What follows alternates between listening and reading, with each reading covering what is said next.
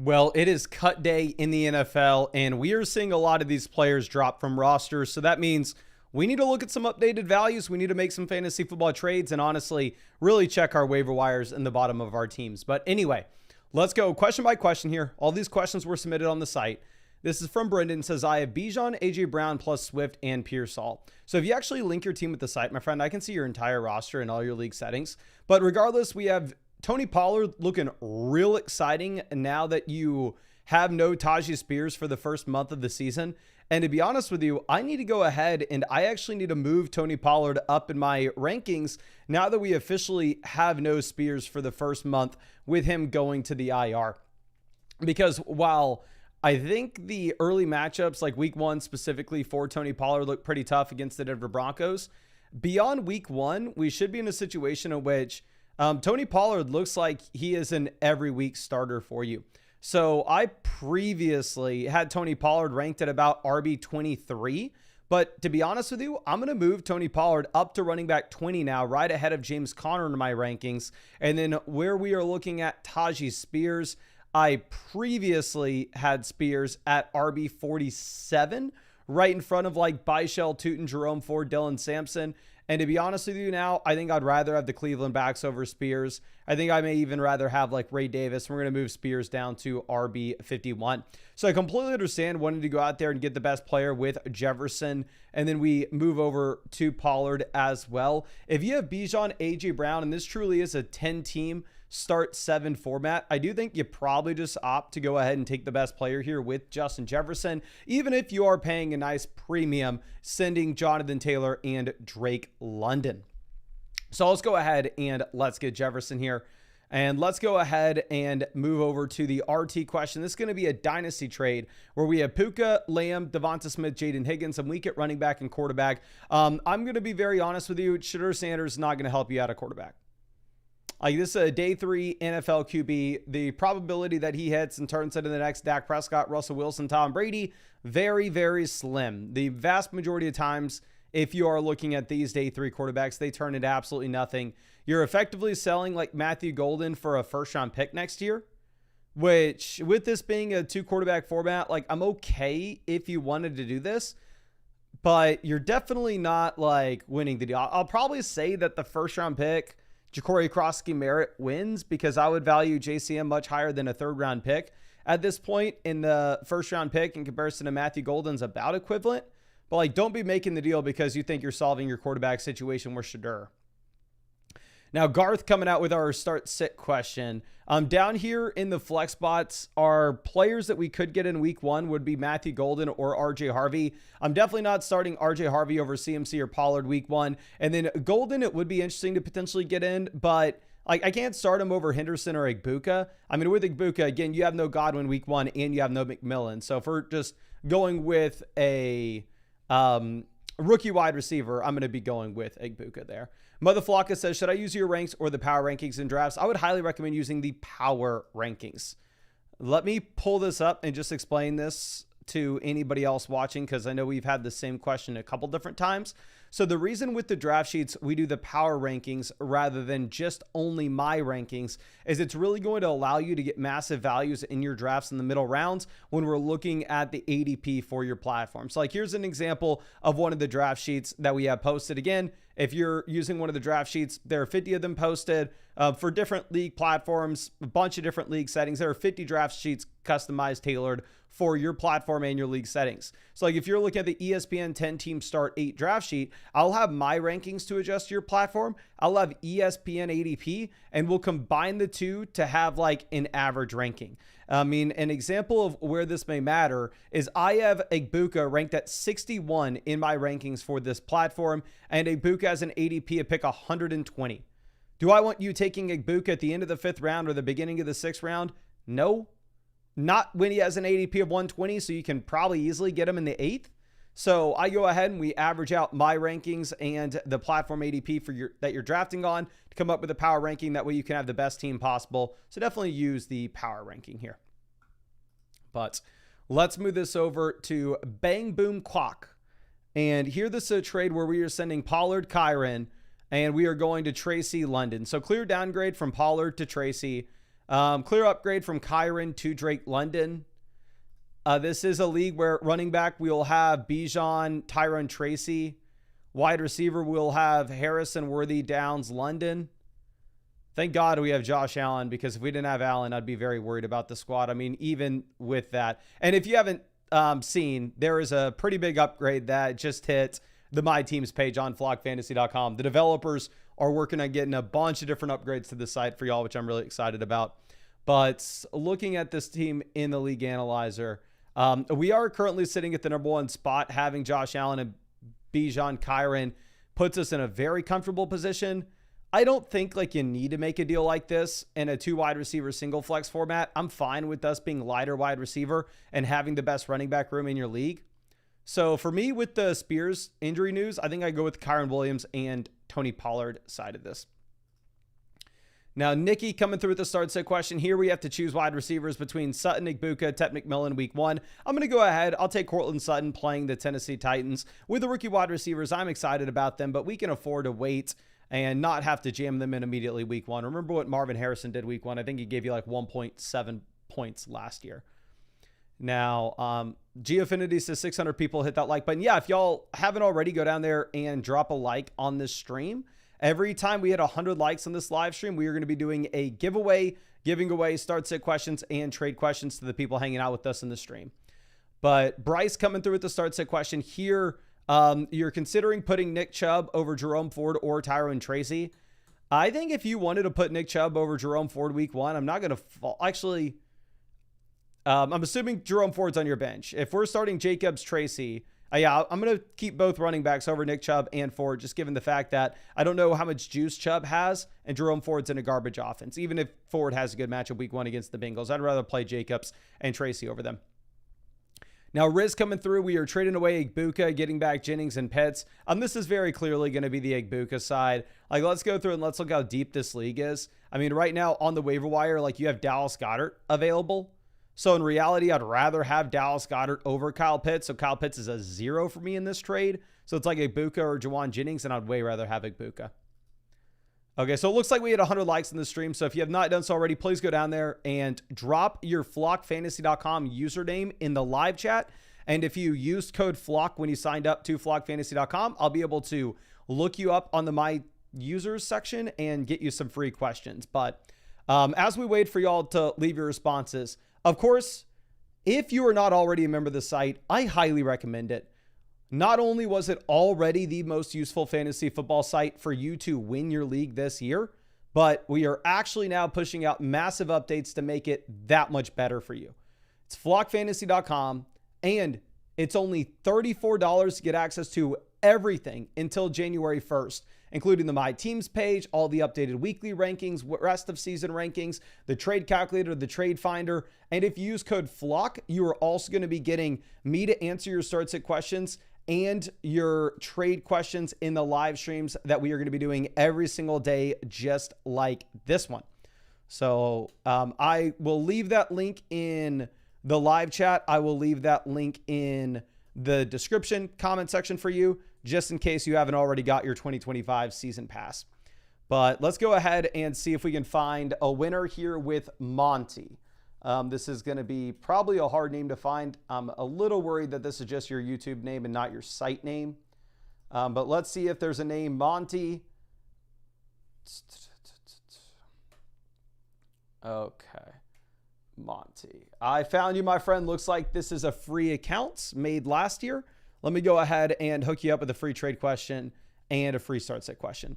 And I see we have the super chat from Big Verg. Appreciate you. If you don't know, Big Verg was out with the meetup for us over the past few years. However, he didn't send a message with this. Let me hook you up with a free start set question, my guy, just to make sure that we can get you set up with what you were wanting. But Mike coming through with the trade question. This is Genty or Brian Thomas. So I don't know your team. I don't know your league settings. I do have Genty ranked slightly ahead of Brian Thomas. Again, link your team so I can see all of this info. But if you're playing in a 12-team double flex or a 12-team, you need to start 3 wide receivers and a flex spot. There, I maybe take Brian Thomas. But for most of your formats, if it's a single flex league, just give me the running back. Give me Genty. Now, Oro's coming in with the start set. Here down in the flex spot, if we were to consider getting anybody in, it would be Tank Bigsby. But as long as Khalil Shakir is good to go week 1, I think we're leaving your lineup as is. Now, Pablo says in redrafts, if you have the 101, where you draft a wide receiver, tight end, running back, or a wide receiver, running back.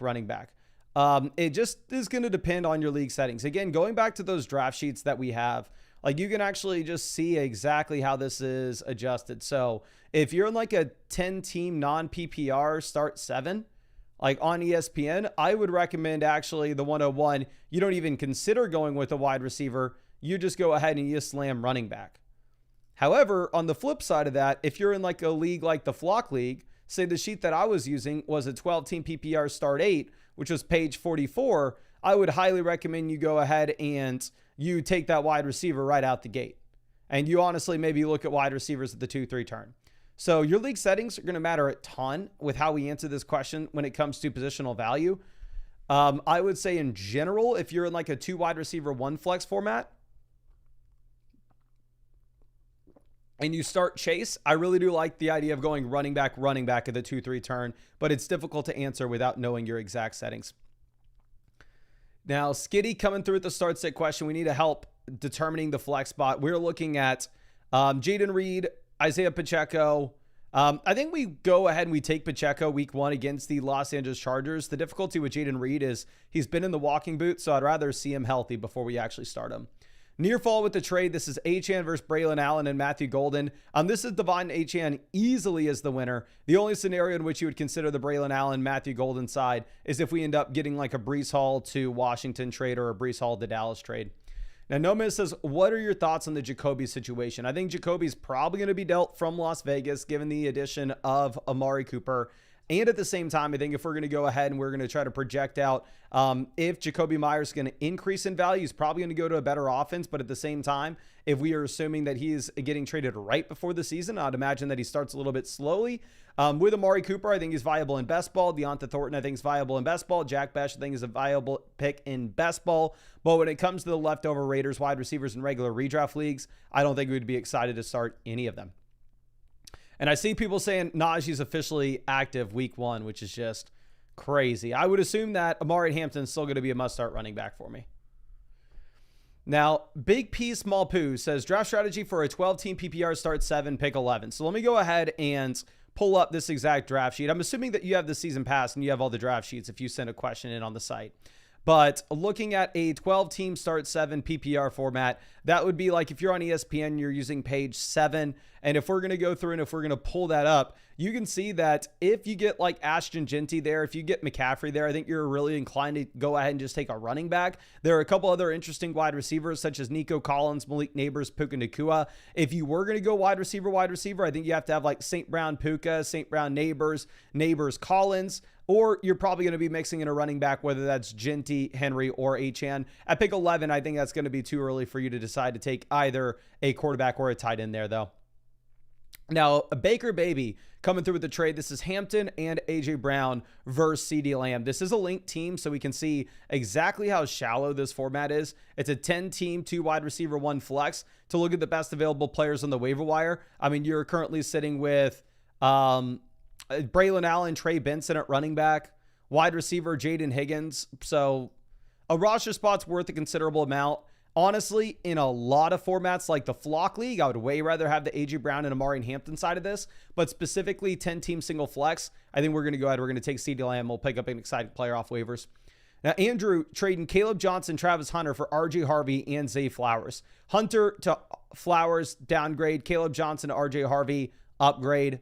Fair deal. I think it is going to be up to you. Can y'all please spam the chat real quick? What side would you rather want? Would you rather have the Caleb Johnson and Travis Hunter side, or would you rather the R.J. Harvey and Zay Flowers side? If we put this into the trade calculator, I can almost guarantee you that the trade calculator is going to say it's a fair deal.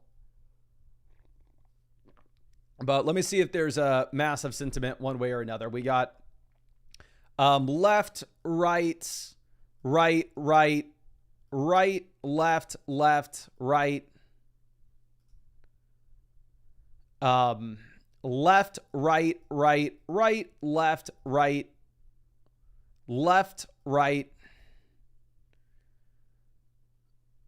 left, right, left. So it looks like it's split 50-50. The reality of the situation, I think this is a fair deal. I think it's going to be up to you. And it's just a 2 for 2, pick your guy. I think that Travis Hunter is probably the best player in the deal. So if you wanted to shoot for the ceiling, it's Travis Hunter, but it's really up to you, like I said.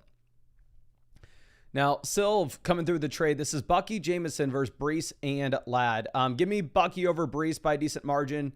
I would rather have like a Bucky over Ladd. I'd rather have Brees over JMO. I think this is another fair deal, but I'm going to go with the best player, especially in a 2 wide receiver, 1 flex format. Just give me Bucky Irving. Now, Kobe coming through the trade. This is Tet and Kittle versus Bowers and Diggs. I think a lot of very smart people would say you take the Kittle and Tet side of this, but this is an 8-team league. We have Brian Thomas, A.J. Brown at wide receiver. We have Bijan Hampton at running back, and we have Jaden Daniels at QB. 8-team league, you keep it stupid simple. You get the best player, you get Brock Bowers. Let's see. Unexplained says, hey, Mason, which tight end 2 flex and 3rd receiver should we start for opening week? 3rd wide receiver here, I'm going to go ahead. I'm going to take Xavier Worthy going up against the Chargers. For the tight end, I'm going to go Hawk over Warren. And then for the flex, I think we're going to take Trevion Henderson. But Tet McMillan would be right there in consideration, to be honest.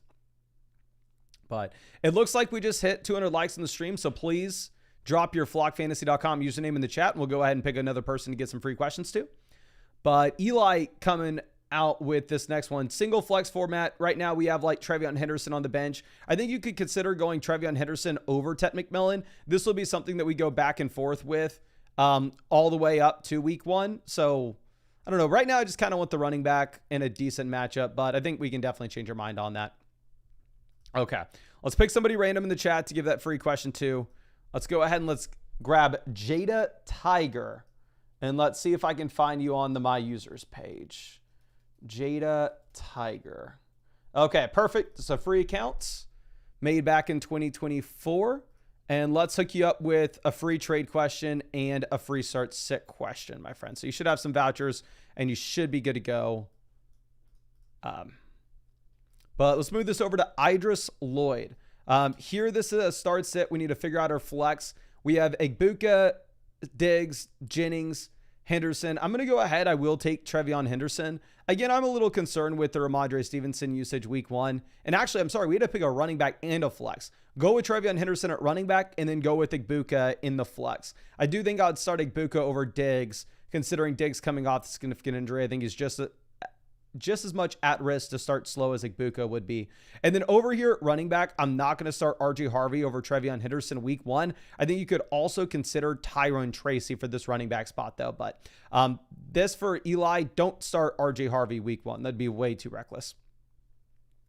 Now, Court God coming through the trade says they received Chris Godwin. So you just filled this out wrong. I don't know what we received. So I just hooked you up with another free trade question voucher. Please resubmit and I'll be happy to try to help you out. But let's refresh and get through these. And we're going to get to some team reviews as well in this live stream.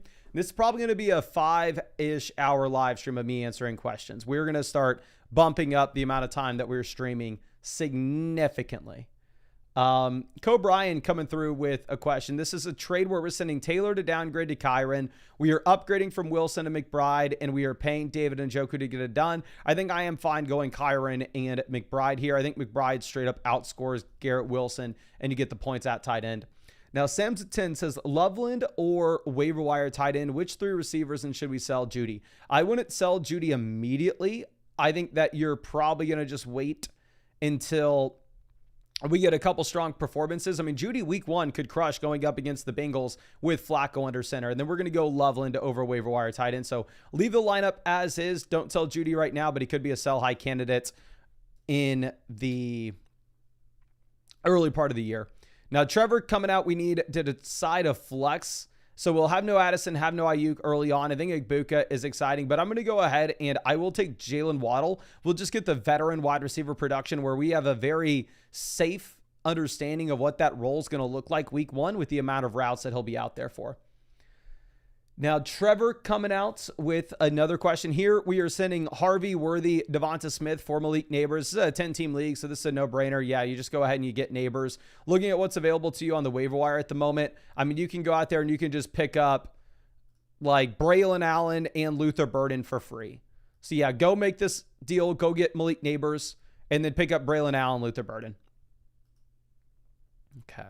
Now, Perp, this is Kyron in London. It's a 10-team league, so it's not a spot in which wide receiver depth matters a ton. But right now we are struggling at receiver, and we are great at RB. I mean, looks like this may be a Yahoo league, so the entire thing's not loading for us. But yeah, I think you go ahead and given your team, I think the Drake London side is probably the winner.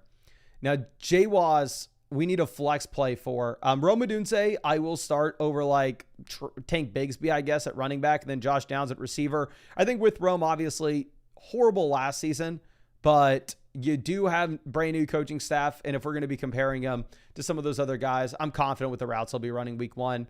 This trade from Trey Sheets is going to be sending away Tyreek in favor of Lamar Jackson. Right now, we have Kyler Murray at quarterback, but we have a ton of wide receivers. So yeah, I just would rather have Lamar Jackson straight up here. LB, so say Mason, what advice would help? Loving the vids. Thank you so much, my friend. Looking at your starting lineup for week 1, I think you're going to go ahead and you will jam in Rome Odunze. And then for that second flex spot, it's going to be very difficult. I mean, Jacoby Myers obviously not going to be startable at this point, or at least I can't say right now. Nick Chubb looks like he's going to be a starting running back week 1, but with that being said, we may not have any juice whatsoever for Chubb, and we don't know exactly what the committee is going to look like at this point. Travis Hunter, we have an insane ceiling for, but we don't know how many routes he's going to be getting at wide receiver. So this isn't the easiest thing in the world to figure out, but I probably go ahead and I shoot for the ceiling with Hunter. I think you could go with Michael Pittman Jr. if you have no Josh Downs week 1 with a hamstring.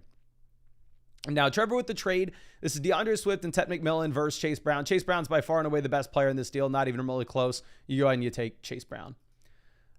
Mayhem come in and trade in Bijan and Ladd McConkey for Bucky and CeeDee Lamb. Bijan to Ladd, lateral move. Ladd McConkey to Bucky Irving, kind of lateral move. I think Bijan's the best player, but honestly, this is a 2-for-2 swap that is going to be completely fine and completely fair either way. I truly do think it's up to you. I'm going to mark both sides as winners. Now, Mayhem with another trade. This is Josh Allen, Bijan Robinson versus Chase Brown, Justin Jefferson. So Bijan to Jefferson, kind of a lateral move. Josh Allen to Chase Brown, slight upgrade. I think, again, I would say that this is a deal where both sides kind of win. Team's not linked, so I can't tell you what the exact league settings are or what we currently have a quarterback is, but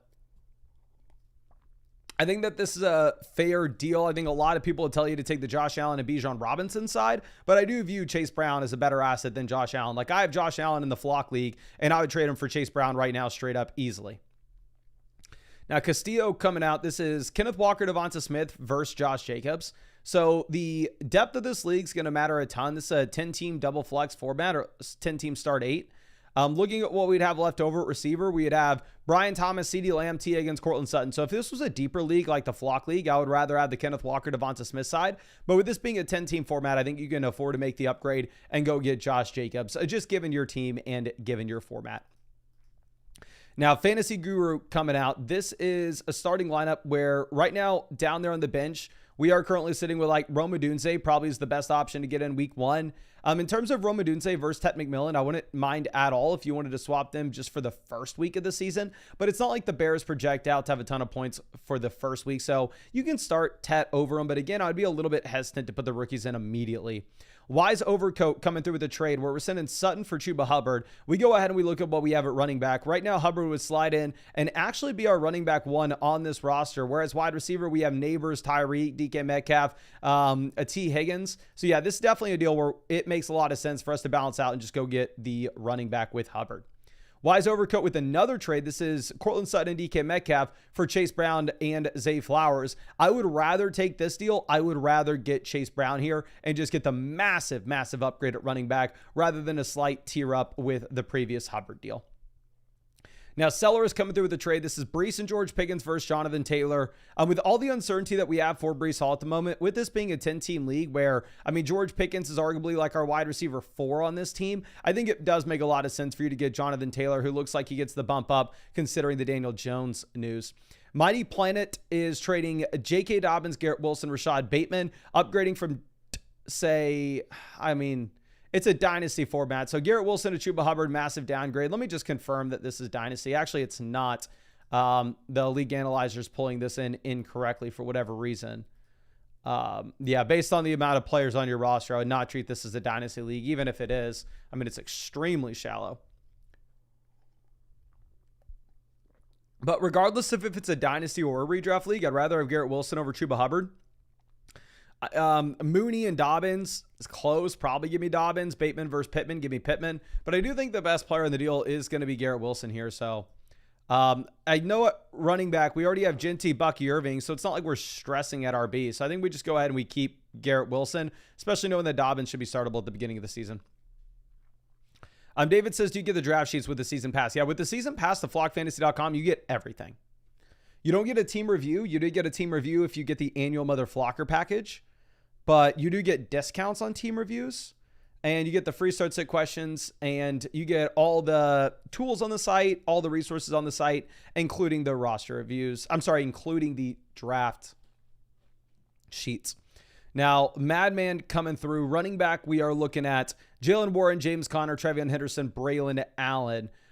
Here, running back, I think week one, we're going to be going with the combination of James Conner and Henderson. Jalen Warren does look like he's the starter, but I mean, he has been a mid running back 3 through his entire NFL career. I don't know how excited we can get about him. We're for sure going to play Tyler Warren over Mason Taylor. We're not thinking about that twice. Wide receiver, we take CeeDee Lamb, Malik Neighbors as auto starts. And then down there in the flex, I think we're going to go ahead and I will actually start Rome Odunze in a full PPR format over Jalen Warren, but that will be a little bit close week one. Okay. Now, Jay Georgie coming through. Running back, we are looking at Breece Hall as the clear start over Harvey, Judkins, Braylon Allen, and Woody Marks. Like, not even close. Definitely worried about Breece turning into a running back in a committee, but Braylon Allen would be in that same committee as well.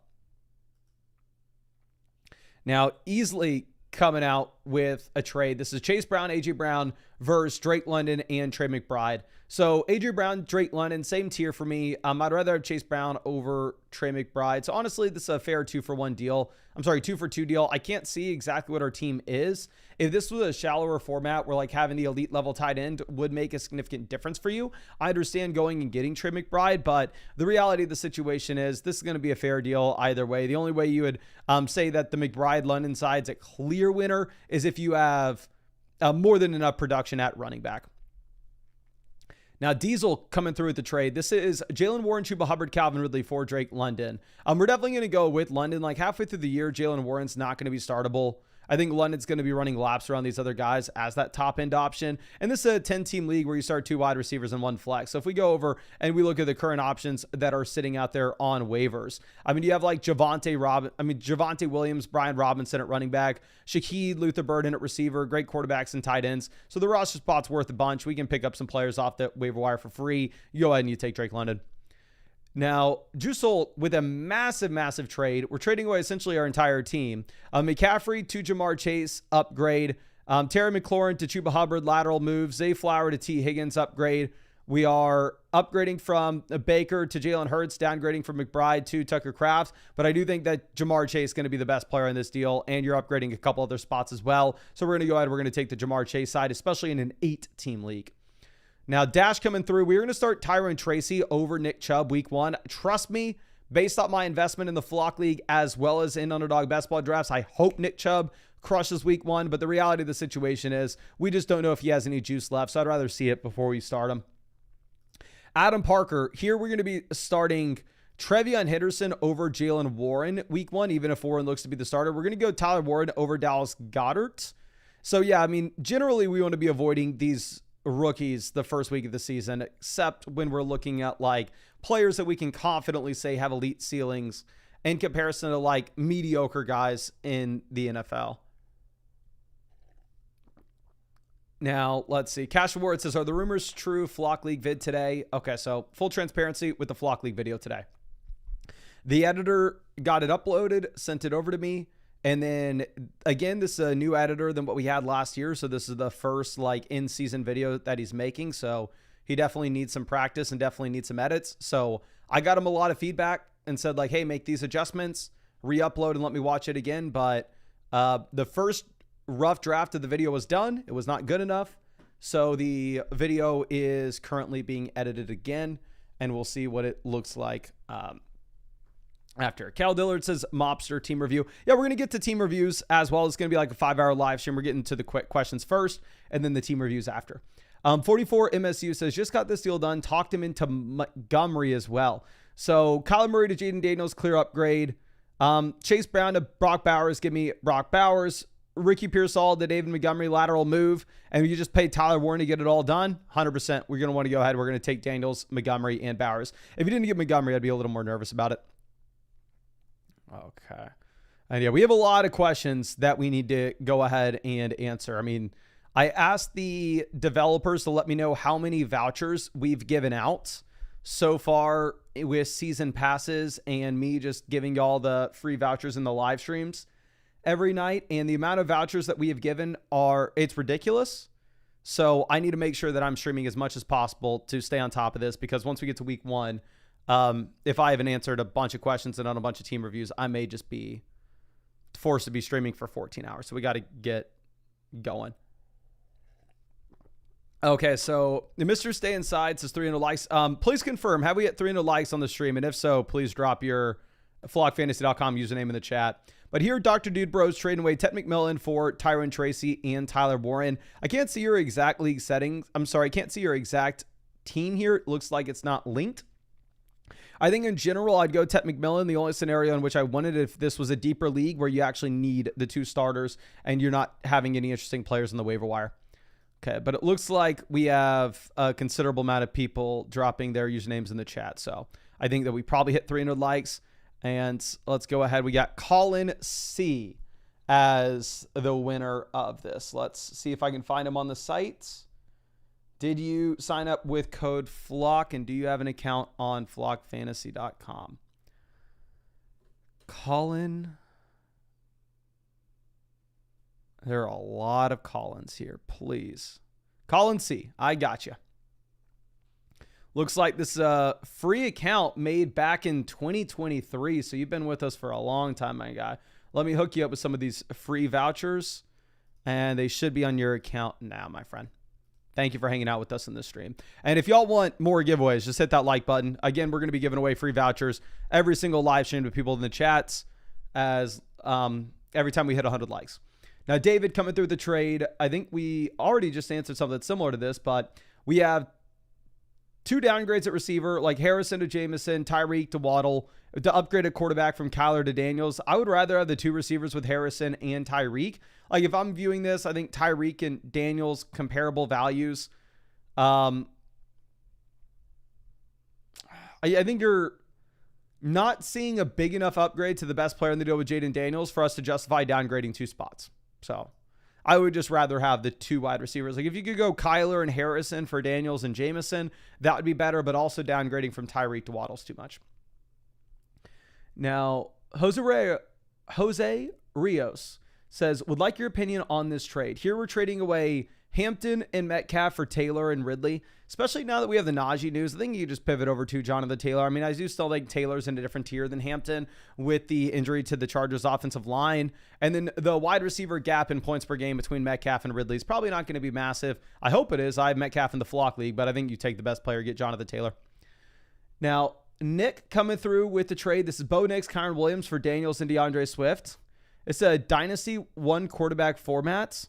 So Dynasty 1 QB league, I mean, DeAndre Swift's probably nothing 12 months from now. I think that gap that you're going to have with value between Bo Nix and Daniels is going to be here for years. So because it's a Dynasty format, I think we're going to go ahead and take the Jaden Daniels side. I don't know what the shelf life of those 2 running backs looks like. Scenarios trading Amari Hampton for Chuba and Calvin Ridley. This is a 12-team league with only 1 flex spot. So with that in mind, I'm going to take the best player. I'm going to take Amari Hampton. Now, JJ with the start set here at running back, we need to go ahead and we need to put Trevion Henderson in week 1. And then down in the flex between Travis Hunter, Tyron Tracy, I'd probably go with Tyron Tracy, see how many routes that Travis Hunter runs week 1, and then probably get him in the lineup week 2. But I'd expect Tracy's a pretty safe bet to be the starting running back in the first week, just because you've had the Cam Scatterboo hamstring injury, presumably holding him back. Now, Praetorian coming through. This is a trade where we send Dak, Ridley, Lamb, and we get back Allen, Bucky, and Adams. So going from a Ridley to Adams upgrade, we get Bucky So Dak's almost a 0 for us in this deal, right? Would I rather have CeeDee Lamb or Josh Allen and Bucky Irving? Probably CeeDee Lamb. Would I rather have Devontae Adams or Calvin Ridley? Probably Devontae Adams. Okay, let's go ahead and let me pull this up in the trade calculator, because this is honestly not the easiest thing in the world here. I think the trade calculator is probably just going to want the best players, probably just going to want CeeDee Lamb. Would we take Lamb, Dak, and Ridley? Or would we take Allen, Bucky, Adams? I'm assuming they're going to say, actually, the trade calculator says it's a fair deal using the expert rankings. Let's use mine instead and see what it says. Using mine, it says it's a fair trade as well. Honestly, I do think it's a fair deal. I think it's going to be up to you. 14-team format. So in a 14-team league, I think maybe you'll lean on the depth side a little more. But it's not like you're clearly robbing them. Now, Wormington needs a flex play between Travis Hunter and Golden. I'm going to take Hunter. I'd be a little hesitant with both the rookie wide receivers week 1. But ultimately, Hunter's going to be the guy with more upside. Now, Skitty with the trade. This is Ayuk, Igbuka, and Dylan Sampson for DJ Moore and Laporta. Give me DJ Moore over Igbuka, and I'd way rather have Laporta over Ayuk and Dylan Sampson. So this is the DJ Moore and Laporta side easily. Now, K-Baked with the trade. This is Terry versus Brees. Interesting. Post Terry extension and Brees rumors, I think I'm going to go ahead and take Terry McLaurin. My hesitation with this is it's a 2 wide receiver, 1 flex format. Looking at the starting lineup that we have here, we have Devonta Smith at receiver. So actually, I would take Brees Hall if I were you, because if you're telling me we have to start freaking Travis Etienne week 1 and we have Devonta Smith on our bench, yeah, trade Terry McLaurin for Brees Hall in your team. Now, Instructive Gripper coming through. This is Purdy and Sutton versus Hurts and Godwin. I'd rather have Jalen Hurts over Sutton. I'd rather have Chris Godwin over Brock Purdy. It's going to be the Jalen Hurts side relatively easily, especially with your league settings. Damian says, thoughts to upgrade running back to took Brian Robinson before all the news.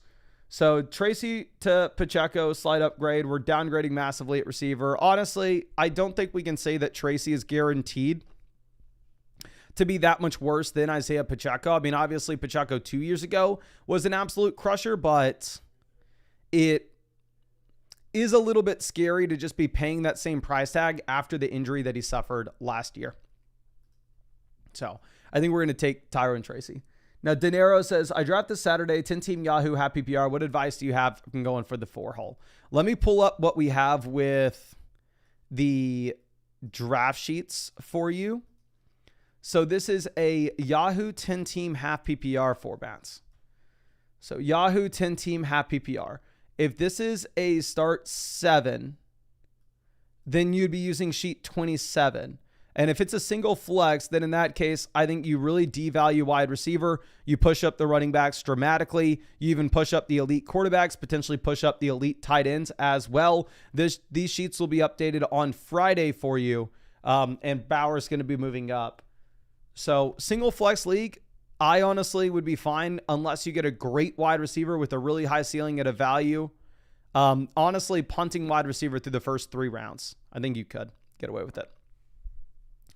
Now, LedX coming out with the trade question. Here, we're sending Bijan and Igbuka for Dobbins and Lamb. I'd rather have Bijan over Lamb, slightly same tier, but I'd way rather have Igbuka over Dobbins. So we're going to go the Bijan and Igbuka side. Damian says, would you draft Chase Brown or Bucky Irving in the 2nd round if you had the opportunity? I think I'm going to go ahead. I will take Chase Brown. I view Taj Brooks as less competition than Rashad White. And we already saw Chase Brown handle the volume last year, where with Bucky, we didn't see him handle the volume. We just saw him be hyper efficient with the touches he had. Okay. Now let's move this over. Now, Fix BN. This is Barkley and Ayuk versus a 1st, 2nd Chase Brown and Ricky Pearsall. I'd rather have Ricky Pearsall over Ayuk in Dynasty. Would I rather have Barkley or Chase Brown a 1st and a 2nd? I would rather have Chase Brown a 1st and a 2nd from a Dynasty perspective. So yeah, give me the package side of this deal. Okay, it looks like we had 400 likes, so please put your flockfantasy.com username in the live chat right now, and we'll go ahead and we will try to find you and get you a free start set and a free trade. Now, Himothy coming out with a massive start set. Let me make sure you got a couple more free ones on your account here, my friend. And here we got to figure out the flex. It's going to be a shallower format in general. We can choose between Igbuka, Pickens, Tet. I don't love the matchup week 1 for Pickens going up against what you have with a really good Eagles defense. But I still think we are going to take George Pickens over the rookie wide receivers just because we can be a little more confident that he's going to be running 80+% of the routes. Okay, so the winner of the giveaway is going to be you snooze, you lose. Let me see if I can find you on my users page, my friends. And if not, we'll go ahead and we'll look in the chat again for a backup. You snooze, you lose. Found you. You have the season pass, so you should already have some free vouchers in your account, but we'll make sure that we get you hooked up with a couple more. And again, thank you for hanging out with us in the stream. Really appreciate you. Now, Captain Quinn coming out with the start set question. Here for the flex, we need to go between Igbuka, Sutton, and DeAndre Swift. I think the Bears play the Vikings week 1, and at the same time, we have the Bears as 1.5 point dogs. So I may end up going with Sutton over DeAndre Swift with this being a full PPR format. But let me confirm. Yeah, the Bears have an implied team total of 21 points. Broncos up at 24.5. Broncos are 7.5 point favorites over the Tennessee Titans. So I think we are going to go ahead. We will take Cortland Sutton over DeAndre Swift. Now, Synatomics coming through with a massive dono. Let me make sure we can hook you up with some free questions real quick. Says 10-team, 2-player keeper, PPR. Everyone is keeping a high-end receiver. On pick 9, is Drake London a viable wide receiver 1 unless Jamar, Lamb, or Puka fall to me? So in a 2-player keeper, pick 9, I would assume that there's no way in hell you are going to get one of Jamar, Lamb, or Puka. Now, if you do get them, 100%, they are auto picks. But I'm assuming in a 2-player keeper, you have 2 guys that you're really excited about. Maybe you're keeping like Brock Bowers and Chase Brown. Maybe you're keeping Bucky Irving and Trey McBride. Maybe you're keeping Jaden Daniels and Jonathan Taylor. I don't know. But assuming that you have 2 players that you're excited about at other positions, I do think you can get away with having Drake London as your wide receiver 1. Is he going to be an above average wide receiver 1 in a 10-team league? Probably not. But you can afford to be a little bit weak at the wide receiver position in a 10-team format if it means that you are able to beat your league mates at the other spots. But obviously the concern would be we don't have interesting keepers in the other slots, and we are weak across the board, but I don't expect that to be the case here. So Drake London would still be a strong pick at pick 9 if you end up getting sniped on the other receivers. But like I said, I hooked you up with some of those free questions, so don't hesitate to send that over my way. So Davey says, should I start Sutton or Tet? Should I trade Sutton or Tet for a running back too? I mean, right now you have J.K. Dobbins to start week 1. And then down here in the flex, I'm going to go ahead and play Sutton over Tet McMillan. I don't think you make a trade before the season starts because you can wait and you can see what does Dobbins do before the season starts. What's the split between, what does Judkins do before week 1? And then what does the workload look for Dobbins, Harvey, Chubb week 1? And if none of them look exciting, then at that point you can potentially trade away the receiver for the running back, but don't do so right now. Now, Tanner coming through. This is a start sit question. I'm going to start Nick Chubb over Ja'Cory Krosky-Merritt for the first week, operating under the assumption that neither team brings in another running back from this point. Now, down in the flex, we are looking at Rome Odunze, Calvin Ridley as the 2 main names. I'm going to go with Rome Odunze over Calvin Ridley week 1, given Calvin Ridley's really tough matchup against the Denver Broncos. Now, Wendy coming through with the trade where we are sending James Cook, Marion Hampton, Trey McBride, and we are getting Ray Davis, Bucky Irving, Brock Bowers. I believe this is a dynasty league. It actually looks like it has the starting lineup requirements of a redraft format. Maybe it's a dynasty. I don't know. But kind of regardless in this setup, I do think that you probably want to go ahead and you want to take the Brock Bowers side. I think you're going to get a significant advantage there at tight ends. If it was dynasty, we are downgrading a bit at running back. Honestly, redraft, give me Bowers. Dynasty, probably give me Hampton, James Cook, and Trey McBride. But it looks like the shallowness of this league makes me think it's a redraft. Wendy says it's dynasty. If it's dynasty, actually you want the Hampton side, because I think you can make an argument that Hampton and Bowers aren't that far off in dynasty. So you'd be giving up James Cook, which seems like a little bit too much. But super shallow dynasty league. Now, Chalk Milk says 18 PPR, start 7, round 1 and 2, elite running back, round 3, tight end, round 4, quarterback.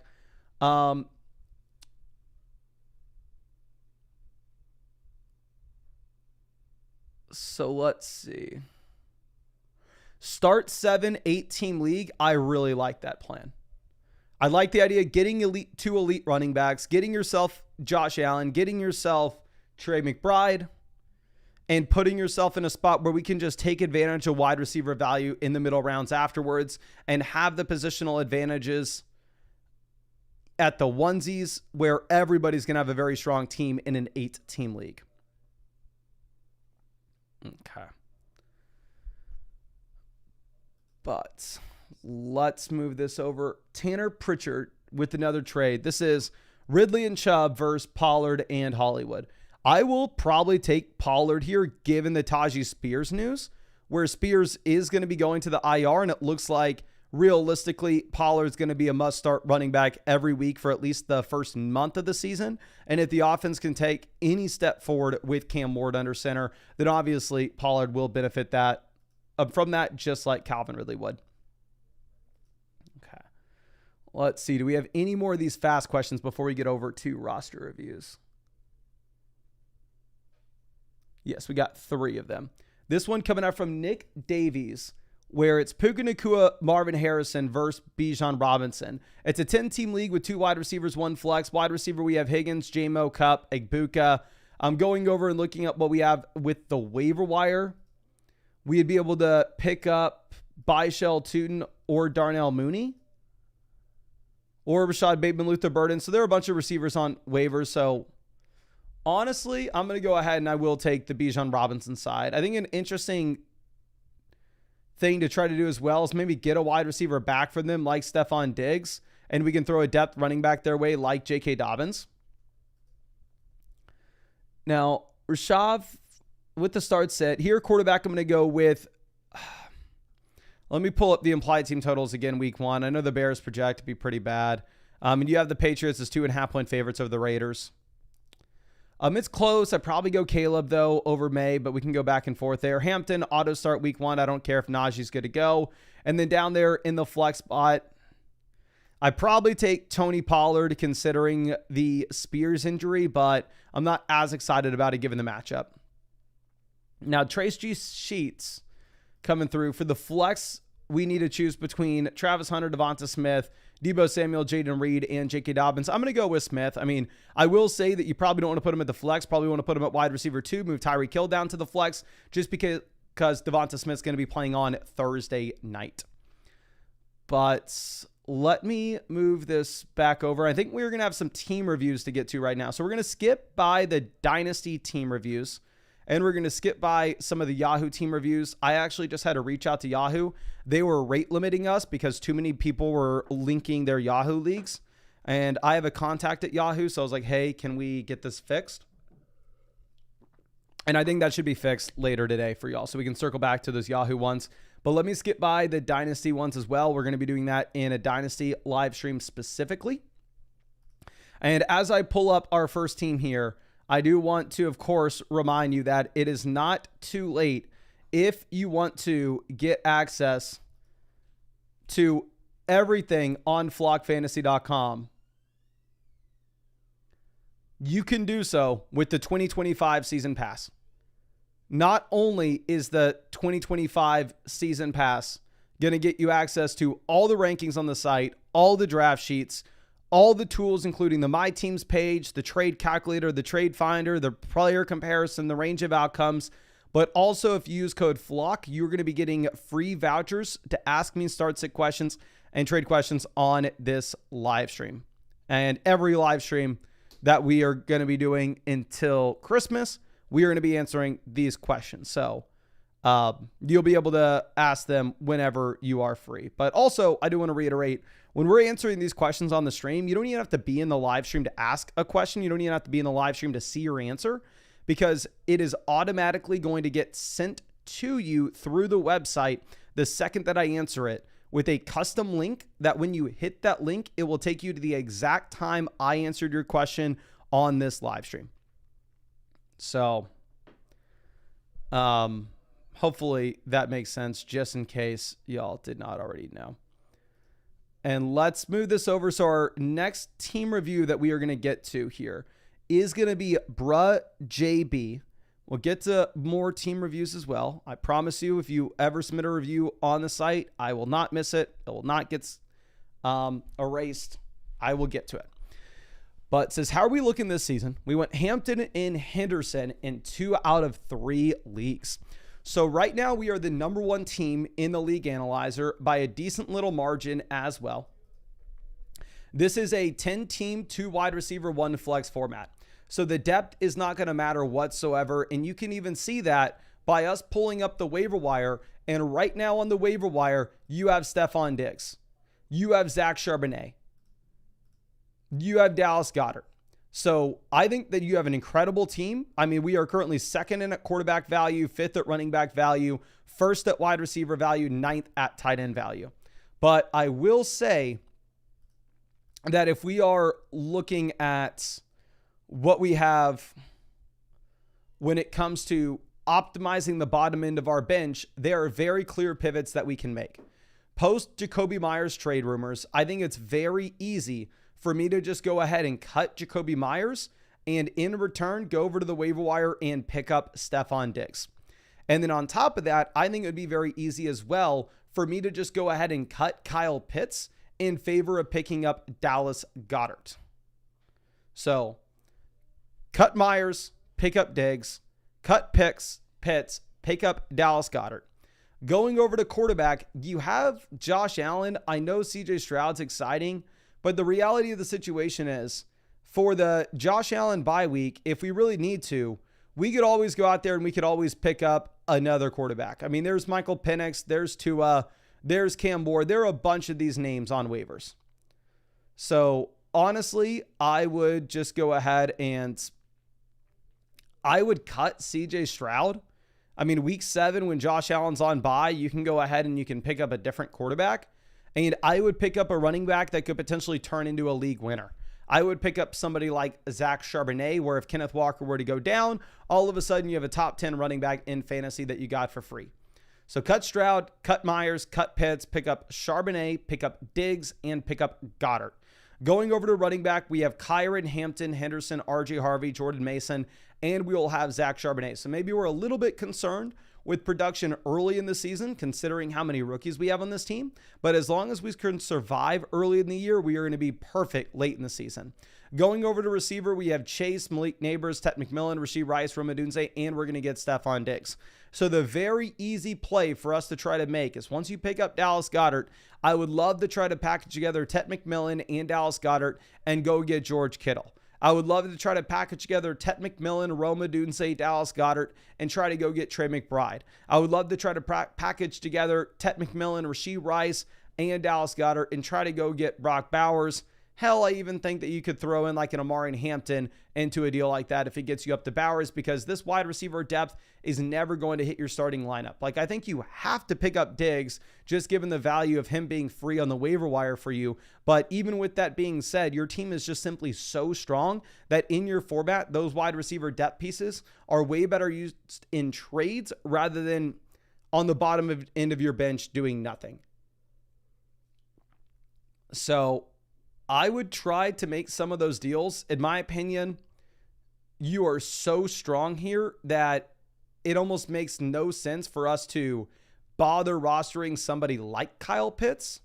And instead, I would really just prefer to try to sell some of the wide receiver depth and go upgrade tight ends. And honestly, I would take that as far as like maybe even like Malik Neighbors for Brock Bowers, if you get those initial offers drop. But I really hope I was able to help you in some way with this. Again, I think those are 3 clear waiver wire moves to make. and then do anything that you can to go out and overpay for an elite level tight end. But great team. Now, Thebert coming through with our next team review says, Mason, my wife was in labor during my draft. Please help my daughter and I fix this horrendous team. Wait. Are you trying to tell me that you did not just draft your team as normal? Okay, this is where you went wrong. If your wife's in labor and it is in the middle of your fantasy football draft, you tell your wife that you are so excited to meet your son/daughter in about 2 hours. You got, 18 years with this kid living in your house, and a fantasy draft's only going to take an hour and a half. So if I were you, my friend, I would have prioritized the draft. But you're saying, I'd love to say I'm a championship or bust kind of person. This year's last place punishment is not something I'm very keen on experiencing. Okay. So here, it maybe doesn't make sense to just correlate the hell out of our team and go, okay, well, it doesn't matter if we get last place, we're going to be fine regardless. No. I mean, if we have a really bad last place punishment, we just kind of need to raise both the ceiling and the floor of our roster. Here, we are currently second in the league analyzer. So, I mean, you aren't in a horrible spot. It is a half PPR start 7 format. So this is going to be the issue with this team. That if we are looking at your team specifically, right now, you have David Montgomery in your starting lineup and Jackson Smith-Njigba on your bench. So for me, I would be doing anything that I could to try to upgrade the running back position particularly. It's a half PPR format. Running back's going to make up a higher percentage of our starting lineup output here weekly in comparison to a full PPR league. If we are looking at quarterback, we are just essentially playing the matchups. We have Purdy and we have Herbert at the moment. I think you're safe to play the matchups here. Looking at the waiver wire, it's not like there are many exciting players that we could pivot over to. So definitely roster 2 QBs. With our running back room, I mean, we have names that we can start. Just the overall issue is like, what's the ceiling of these guys? Swift, Montgomery, Aaron Jones, Charbonnet, Javonte. Obviously, Charbonnet has an insane ceiling, but we need an injury to occur. Wide receiver, we have the most valuable wide receiver room in this league, according to the league analyzer, with the combination of Amon-Ra St. Brown, Puka Nacua, T. Higgins, Jackson Smith-Njigba, Josh Downs, and Deonta Thornton. I would love to tell you to drop Deonta Thornton, saying like, oh, okay, how is he ever hitting your starting lineup here? Looks like he's valuable in a best ball league, but maybe in a league like this, not so much. But realistically, what could we get on the waiver wire? Like, am I that excited to pick up Miles Sanders? Am I that excited to pick up Cedric Tillman? Am I that excited to pick up Britton Strange? No, so I'm fine with you rostering the wide receiver, even if you only have 2 wide receivers, 1 flex. And then looking at tight ends, we have Warren. And I think Warren probably starts off a little bit slower in comparison to some of the other tight ends he's around, like TJ Hawkinson. But in reality, I think you're not going to be stressing out tight end. I think the main spot you should be stressing out is going to be running back. And I do think that if you were in like a 2 wide receiver, 2 flex league, or a 3 wide receiver, 1 flex league, I would say perfect team. Don't do anything. You're absolutely golden. But because this is a 2 wide receiver single flex format, where JSN and Josh Downs are both on your bench, I would really like to pivot over to a running back. My initial thing is just offer some of these receivers 1-for-1 straight up for other running backs in their range. I'm going to the McCaffrey owner and going like, hey, I'll switch you St. Brown for McCaffrey. Hey, I'll switch you Puka Nacua for McCaffrey. I'm going to the Genty owner. I'm going, hey, I'll switch you Puka Nacua for Ashton Genty. I'm going to the Buck Yearming, Jonathan Taylor, Josh Jacobs owner. I'm going, hey, I'll switch you T. Higgins for any of these players. I'm going to the Chase Brown owner. Hey, I'll switch you T. Higgins for any of these players. I'm going to the Kyron Williams owner going, hey, I'll switch you T. Higgins or JSN for Kyron Williams. So that's going to be plan A, just trying to make those 1-for-1 swaps. Plan B, I think, is you just maybe have to end up adding like Aaron Jones to JSN to get to that tier, where we go to the Jonathan Taylor range, the Josh Jacobs range, the Bucky Irving range, the Chase Brown range, and go, hey, I'll give you Jackson Smith-Njigba and Aaron Jones, and give me back one of those running backs. That's what I would be looking to do here. I don't think you address tight end. I don't think you address quarterback. I think here in a half PPR format, running back's going to be what we want. But let me make sure I can hook you up with some free questions. And congrats on the baby, my friend. I am super happy for you. Obviously, way more important than any fantasy football league. And just to make sure, I'm sure you already know, but make sure we're on the same page. I was joking. Understand going in. Sacrificing your fantasy football draft just a bit to see your kid being born. But let me move this back over, and I'm trying to send you over some free vouchers. Okay, I had to log out, log in. That was on the site a little too long. So let me send these over to you, my friend.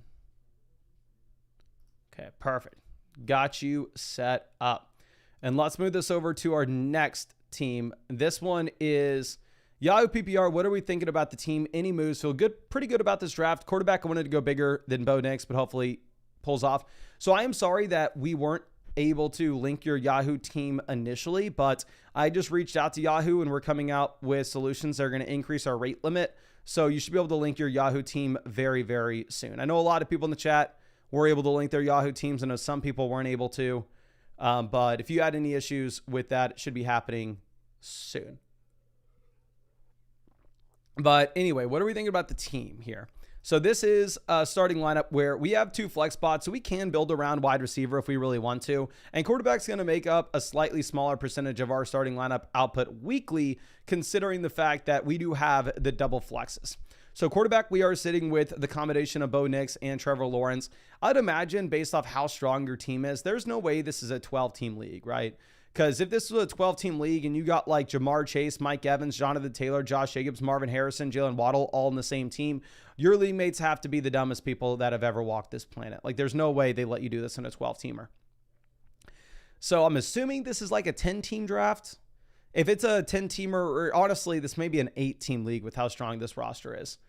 I would assume that maybe we'd have some better options down here on the bench when it comes to quarterback. But realistically, like Bo Nix is going to be a completely fine start. You look at what Bo Nix did in the second half of last season, and Bo Nix was a league-winning quarterback. Again, I'd be very concerned about how built we are around the wide receiver position if it wasn't for the fact that we could start 4 of them weekly. But we have Chase, we have Evans, we have Harrison, we have Waddle. Going down to the bench, we have Myers, Mooney, Kirk, Hollywood. So my biggest gripe with this team, and what I think that we need to fix, and this is the only thing, like I think you have an incredible roster, to be honest. Like running back, we even have Jonathan Taylor, Josh Jacobs. Like I said, if this isn't an 8-team league, you were drafting with absolute monkeys and you just squashed them from the very jump. But what I would probably look to do here is I would change the construction of the bench on our team. How does Christian Kirk ever hit your starting lineup? How does Hollywood Brown ever hit your starting lineup? I would rather roster some of the running backs down here like Byshell Tootin, Zach Charbonnet, just these random running, Trey Benson, these random running backs that have the ceiling to make a difference in the second half of the year if their situations were to change, rather than like Hollywood Brown, where I just don't see how you ever start them over the loaded wide receivers that we have at the very top. So, especially as we go over to tight end, we have Kyle Pitts. Going down to the bench, we don't have a second tight end. I think Kyle Pitts is far from a guarantee to make a difference for us this year. So if we wanted to, instead of rostering Kyle Pitts, move over and grab a different tight end off the waiver wire, instead of having Hollywood Brown down here at the bottom, and we have Kyle Pitts and like Brenton Strange, and see if either one of the tight ends turns out to really emerge as the guy. That would be my preferred play. So I don't think you want to be making any trades with your team. I think your team's incredible. I think you crushed it. I would just rather roster more running backs at the bottom end of the bench and roster an extra tight end rather than have these guys like Darnell Mooney, Christian Kirk, Hollywood Brown. So I'd like cut Hollywood, pick up a tight end, and consider cutting one of the receivers and picking up another running back. But really appreciate you. And again, hopefully we can go ahead and link your team with Yahoo Fantasy very, very soon. I would honestly try it right now and see what it's like. So the issue, like if you ever try to link your Yahoo team with the site and it says like, oh, unsuccessful, it's because like we can only hit Yahoo's endpoint like 100 times every 5 minutes or something. So when like 100 Yahoo leagues load on the My Teams page, in like a 5-minute span, then no more are allowed to load for like 5 minutes. But please, we had 500 likes on the stream, so drop your flockfantasy.com username in the chat right now, and we will go ahead and we will find somebody to give a free start say question to and a free trade question to. Okay.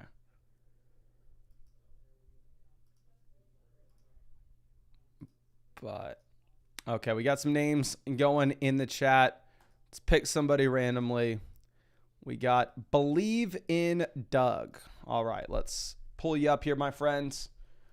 Hopefully have an account with the code FLOCK so I can find you on my users page. Believe in Doug. I got you. This is a free account here, so you shouldn't have any vouchers yet, but we will get you set up with some vouchers right this second. Here you go, my friend. So those should be in your account now. But let's move this over to our next team. This is going to be Bill to the Moon. Says, I looked at the automatic team rankings you have on the site, and I'm dead last. So those are, I'm sure, the expert average. But you're dead last in my rankings as well. I'm looking to try to trade some of my guys because it's clear and obvious that I had a crap draft. Any thoughts on trades I could do? And some of my league mates are not the brightest, so maybe we can fleece someone. Thanks. I really appreciate you, my guy. Let me hook you up with some free vouchers so we can definitely help you through this season as well. But I do want to at least be honest. If we are dead last in the league analyzer, I don't think we're in a position to be criticizing our league mates. Okay. Now, good news, bad news. Good news is the weak spot on our roster is wide receiver. And if I was looking at your league settings, I would say that wide receiver is probably the least important thing. This is going to be a 2 wide receiver, 1 flex format. So the depth here at the wide receiver position is not going to matter that much. And for that reason, I can tell you a couple of different ways that we can immediately improve our team in the league analyzer. Like even before you make any trades, if you wanted to get higher in the league analyzer, we are making some of these waiver wire moves that are very clear. The first thing being is, especially before the season gets here, where there could be news literally any day at this point, I would cut Cedric Tillman for Quinshon Judkins. Of course, Quinshon Judkins could be an absolute zero this year. Reports are saying that he could go back to college. Now, I highly doubt that, but I understand that he could be a zero, right? But still, ultimately, at the end of the day, I do think that you have a higher ceiling with Judkins than what you're going to have with somebody like Tillman. Then going over and looking at what we have with Rashad Bateman, I would also say let's cut Rashad Bateman for Braylon Allen, because Braylon Allen has a much higher ceiling to impact your team. What happens if we get the report tomorrow that Zay Flowers was traded away from Baltimore? Rashad Bateman doesn't turn into an every week starter. What happens if we get the report tomorrow that Breece Hall was traded away from the Jets? Braylon Allen turns into an every week starter. So the first few things that we can do to boost our team in the league analyzer is cut Bateman, cut Tillman, and pick up Judkins and Braylon Allen. The next thing that we would look to do with the league analyzer that will boost us up is I would go ahead and probably cut Ollie Gordon, who I understand at this point looks like he is the running back 2 behind Devon Achane, but right now Achane's trending towards being good to go. And I think I would more likely than not either pick up Byshell Tootin or I would pick up Jared Goff. With Goff, I think you could play the matchups with him and Baker Mayfield. I understand that Baker was an every week starter last year, but we don't have the track record with Baker to assume that he's going to be a 40 passing touchdown quarterback every year of his NFL career going into the future, especially with the wide receiver injuries that we have in Tampa. Wouldn't it be the most surprising thing in the world if we did see Baker regress back down to earth just a bit? So if we wanted to roster a second quarterback like Jared Goff, have both of them, I think that would make a ton of sense. So those are 2 or 3 moves that we can make right now that I think would be much better. And honestly, you add Quinshon Judkins, Braylon Allen, Jared Goff to this team, the top 3 players on the waiver wire right now, and cut Bateman, Tillman, and Ollie Gordon. I think you immediately jump a few of these teams in the league analyzer. Now, once we add Jared Goff and we have Goff and Baker Mayfield, we're playing the matchups between the 2 quarterbacks. We're going to be fine at quarterback. We're not strong enough to go out there and try to upgrade there in a 12-team draft. Now, if we go over and we look at running back, we have Derrick Henry, Josh Jacobs, Ja'Cory Crosskey-Merritt, J.K. Dobbins, Rashad White, and then we'll have these other high upside running backs like Quinshon Judkins and Braylon Allen. So overall at running back, I think you'll be in a good spot. Wide receiver is your weak point. Wide receiver, we have Evans, Flowers, Reed, and then like Ayuk on the IR. But again, just because it's a 2 wide receiver, 1 flex format, I would say that you probably aren't super incentivized to build around the wide receiver depth. So you are going to be getting crushed probably at your wide receiver 3, wide receiver 4 slot. But because you can get the running backs into the starting lineup, if you hit on Judkins, if you hit on Braylon Allen, if you hit on Dobbins, if you hit on JCM, if you hit on Rashad White, you only need to have one of these running backs to really get an elite flex play, and then it doesn't matter that Jaden Reed's our wide receiver 3. So I don't think you make any trades right now. To be honest with you, I don't know if we have that much value on our bench that people are going to be very excited to trade for. I think the best thing to do with your team is going to be just make those waiver wire moves, and it'll immediately make your team better. I hooked you up with those free questions. So if like you have a trade that you come up with or a trade that comes across your plate that you would like me to take a look at, I would be super happy to check it out for you. But right now, I think you just make those waiver wire moves. Okay.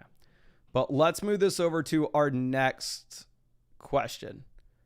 And Airsight says, did a live 14 team draft and felt great when I was able to snag CD, Puka, and Kyron. But then round 4 happened. How the hell? Okay, you're drafting with monkeys. I'm sorry. Look at this. Look at this. This team here at the bottom of the league analyzer is 8,200 points. We have 25,000. The average team here is like 16, 17,000 value points, and we have 25,000. What were they possibly doing? How could you have possibly in a 14-team draft get Lamb, Puka, and Kyron Williams? That shouldn't be possible in a 10-team draft. Round 4 is when we finally became aware that Van Jefferson was taken ahead of Justin Jefferson. My team was crushed until somebody got Jefferson, Brian Thomas, CMC, and Achane. Oh my gosh. So I'm assuming that Jefferson team is the one that's at the very top of the league analyzer, right? Yeah, this is the team that's at the very top of the league analyzer, but you're in a fine spot yourself, my friend. Like, you look at the value between you and that other team, y'all are both set up to absolutely crush. Let me make sure that I hook you up with some of these free vouchers. This is an incredible squad. 14-team format, waiver wire is going to be much worse, right? So I'm not going to be as judgmental saying like, oh, you have Lamar Jackson, you can't roster another QB. The reality of the situation is like Daniel Jones, Sam Darnold, Aaron Rodgers are on the waiver wire right now. So yeah, roster Caleb Williams with Lamar. Go for it. Running back, we have Kyron, Hubbard, Pollard, Bigsby, Trey Benson, Byshell Tootin, and Ray Davis. So you're absolutely crushing when it comes to running back at the very top end and the depth beyond it. Wide receiver, we have CeeDee Lamb, Puka Nacua, Devonta Smith, Josh Downs. Tight end, we have Tyler Warren. You have an elite team. This is incredible. The only thing that I think we could potentially try to do is target some of the teams that maybe need help at quarterback and target a team that maybe needs help at running back if they have a great tight end. Like, this team is Jordan Love, Matthew Stafford. Is there any deal where they'd be willing, like, what were your league mates doing? Who was this team's first round pick? Did they take James Cook in the first round?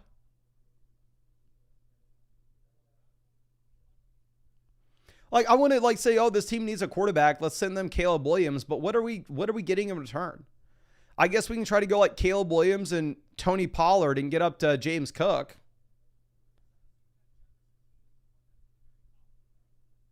What teams really need some help at right? Like, and also like this team here, Dago, their running back 2 is Najee Harris. Their running back 3 is Justice Hill. This team probably needs some help at running back. Is there a world in which we can trade them Tank Bigsby? And there's no way, right? I guess maybe like Tony Pollard, Devonta Smith, and can we get to Drake London?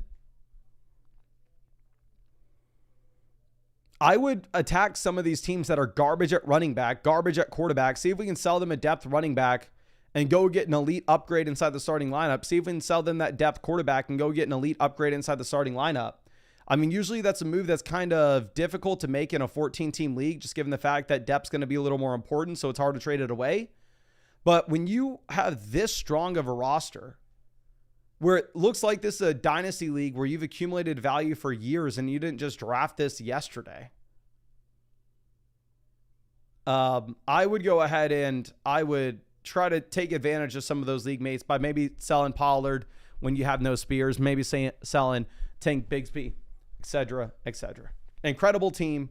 I think you're set up to crush. Don't worry about that other team having just as much value as us. Y'all are really the only two contenders in this league, and it's going to come down to y'all at the end, more likely than not. Airside says, they were all hammering Mason, all live. Well, congrats on crushing them, my friend. Let me know if you have any other questions in the chat right now regarding the team. And also, of course, if anything else pops up through the season, I sent over some of those free questions for you. So I'd be happy to follow up with it then as well. Okay, but let's move this over to our next question coming out from Big Dill. Looks like this is a Yahoo leak, so not loading right now for us. So we're going to skip by that. We'll get back to that soon. And let's move over to OC Fussell. Says lots of auto draft and new to fantasy players. Not thrilled about quarterback or tight end, but found plenty of value elsewhere. Any trades that should be looking for? Plan now is to play the matchups with quarterback and hit the waiver wire as needed. Bring back the Blazer Mason. Hey, the Blazer makes an appearance in every video. I'm going to be streaming maybe for like 4 hours today, so it's going to be tough for us to rock the Blazer in one of these streams. But so we are reigning champ, and we are the #1 team in the league analyzer, and very similar to the league that we just looked at, we are crushing these other teams.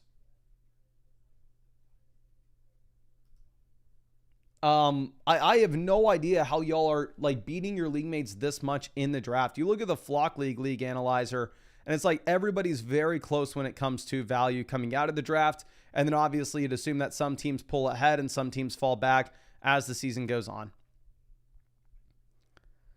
Now, looking at the quarterback room here, this is a 2 wide receiver, 1 flex. So quarterback's going to make up a pretty high percentage of our starting lineup output weekly. And we are currently sitting with Dak Prescott and Trevor Lawrence. So we have a weak quarterback room. There aren't really any quarterbacks on the waiver wire either that we're that excited about. Michael Penix is really like the only guy. So because we are this strong, I would imagine that we could afford to upgrade QB. And that would be something I'd be interested in exploring the possibility of. Now, going over and looking at what we have at running back, we are currently sitting with Chase Brown, Kamara, Trevion, Ja'Cory Crosby-Barrett, and Jerome Ford. So really strong running back room. I mean, we have the top end production and we have the depth as well. Wide receiver, we have CeeDee Lamb, Nico Collins, Ted McMillan, Sutton, and Christian Kirk. I think like Kirk, it's like, oh, okay, does he really have the ceiling to hit your lineup in a single flex format? But the fact of the matter is, the options on the waiver wire are extremely limited. So overall, this is a very well-balanced league. This is a very well-balanced team. Okay.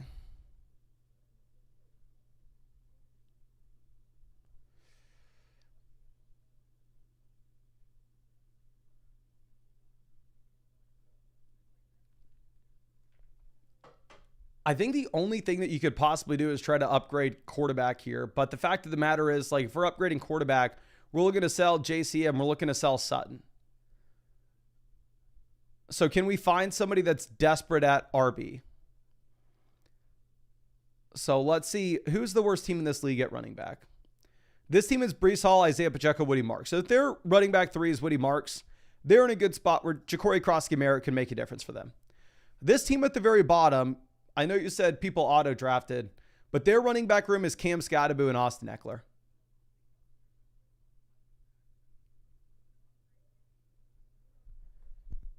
Okay. So if we're looking at where we could possibly make a trade, I think it's probably where we send one of these running backs and we get an upgraded quarterback.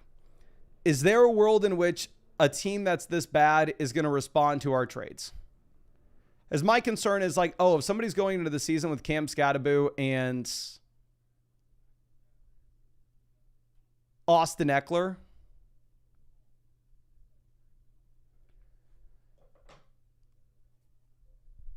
are we in a position to offer them a running back? Or like, are they even going to open the app? So, I mean, I would love to send them like, hey, can I send you Alvin Kamara and Dak Prescott and you give me back Josh Allen? And Kamara is immediately their running back one. Realistically, that's a deal that helps both people easily. Going over to the other teams that need help at running back, this team has Woody Marks as their RB3. The issue is they don't really have anything exciting elsewhere. Maybe we can go, hey, can I give you Alvin Kamara and Tet McMillan for Malik Neighbors? Kamara immediately is the running back one on their roster. You could maybe try a smaller deal as well, where maybe you go like, hey, can I give you Ja'Cory Krosky-Merritt and Dak Prescott for Patrick Mahomes? These are the two teams that I would attack. What I'd be trying to get from them is I'd be trying to get either that elite wide receiver upgrade or I'd be trying to get that quarterback. But you are the number one team in the league. You are absolutely crushing your league mates here. Let me hook you up with some free questions just to make sure that you can follow up with this. If you have anything that you want to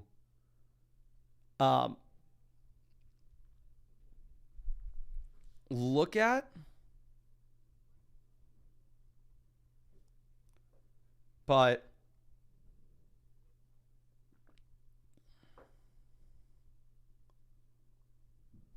I don't think there's anything else. Like, we were sixth in the league at running back, first at receiver. I guess we could try to sell Sutton, but the issue is, like, if we're trying to send Sutton to go get that quarterback upgrade, can we find somebody that's desperate at wide receiver? This team is Trey Harris as their wide receiver 3, and they have Lamar Caleb. Is there a world in which we can sell them Tet McMillan and Dak Prescott for Lamar? Probably not. They have Kittle. Could we sell them Tet McMillan and Evan Ingram for George Kittle? They're dead last at wide receiver. There's a chance that they would be interested in that. So yeah, attack the team's garbage at running back, offer them a running back for an elite QB, and attack the team that's garbage at wide receiver, offer them a wide receiver for an elite tight end. But I hope I was able to help you out in some way with that. And like I said, I hooked you up with those free start set questions and trade questions as well. So please don't hesitate to follow up on anything if you need some help. But let me pivot over and see if we have any of the quick questions for us to answer real quick, and then we can go back to the team reviews. Okay, so we actually did have some of these free questions come in. So let me answer these, and then we'll go back to the team reviews. This one coming from Pork Missiles is a start sit question. Here, running back, we need to choose between ETN, RJ Harvey, Braylon Allen week 1. Obviously, Mixon's out. I'm going to go ETN over Harvey. I am definitely nervous about the ETN workload. I think he probably splits with Tank Bigsby.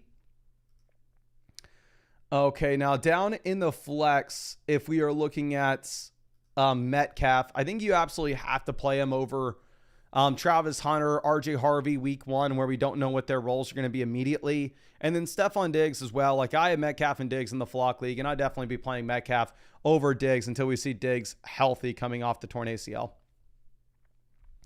Now, Brando Taylor coming through with the trade. Here we're sending Downs, Waddle, and Hubbard for Kyron and Metcalf in a dynasty league. If you are a contending roster, and especially with how shallow this league is, I think you just go ahead and, honestly, if this is a redraft or a dynasty, it doesn't matter. We're going to take the best player in the deal with Kyron Williams with how shallow the league is. Now, Ross making a trade where we're sending Kenneth Walker and Devonta Smith for Amari and Hampton.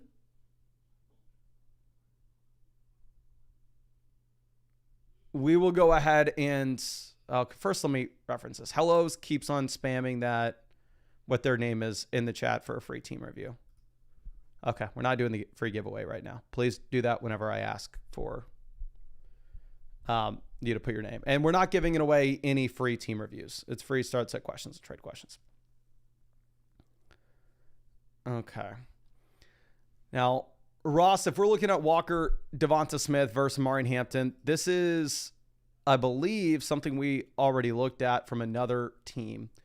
Here you're in a spot where Devonta Smith really does hit your starting lineup.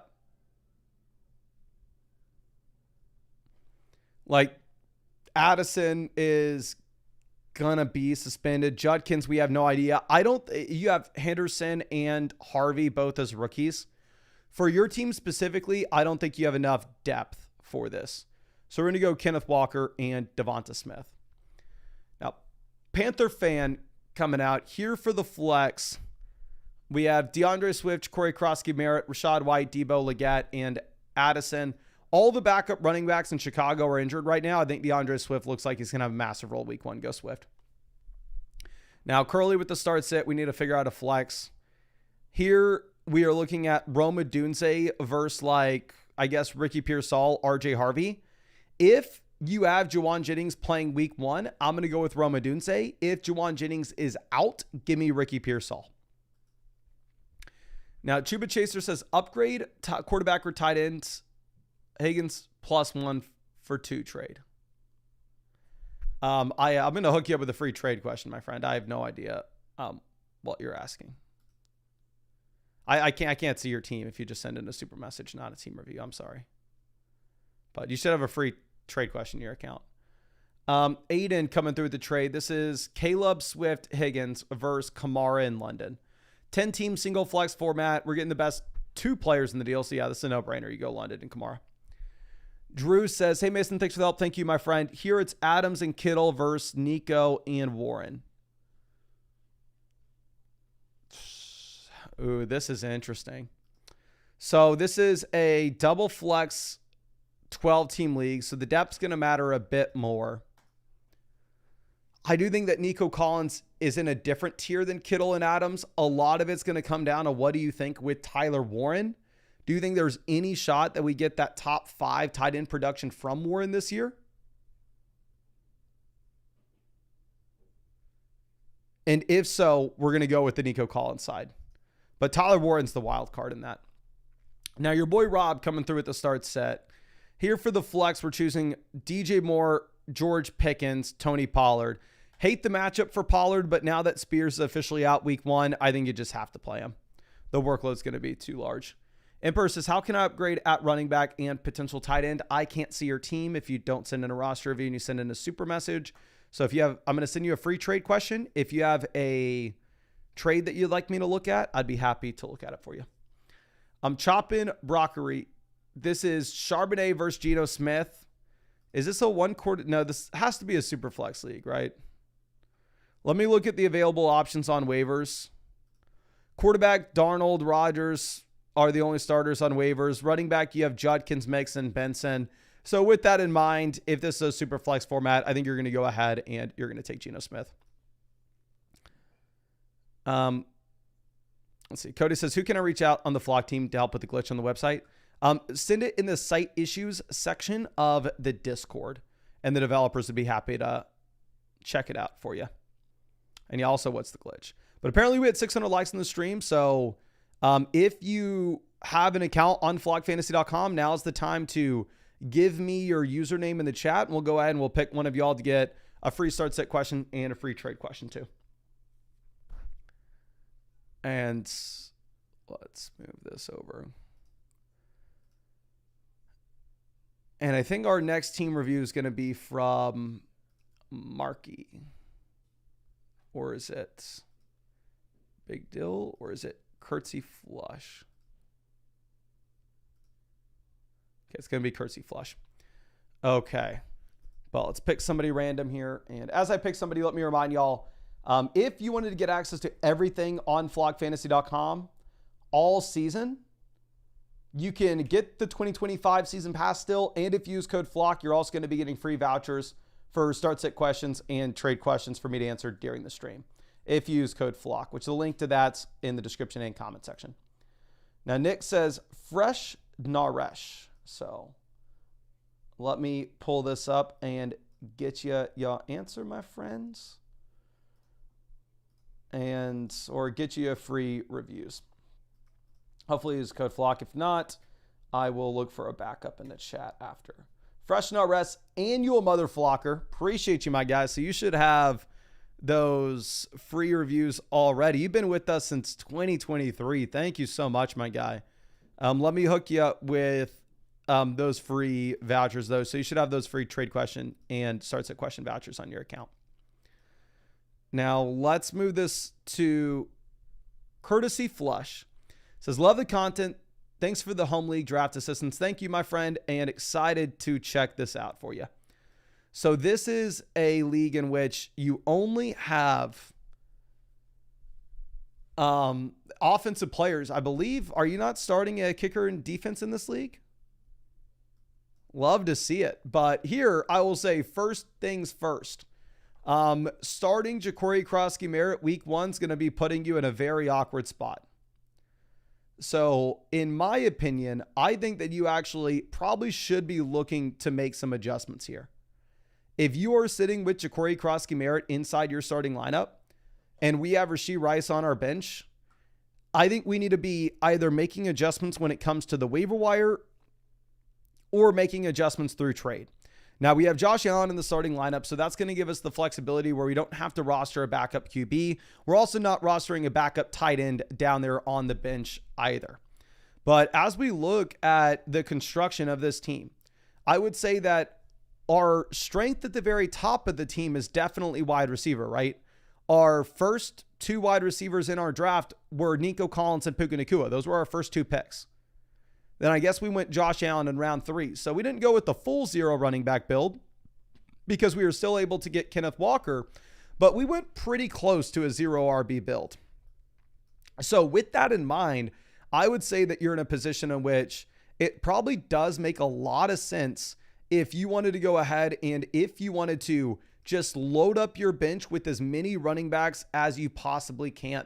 Because if we built around the wide receiver position at the top, is there a reason for us to be rostering Nico, Puka, Pickens, Rome, Rice, Shaheed, Dobbs, Leggett? We're rostering 8 wide receivers in comparison to over at running back. We have Kenneth Walker, Ja'Cory Krosky-Merritt, Jerome Ford, and Byshell Tootin.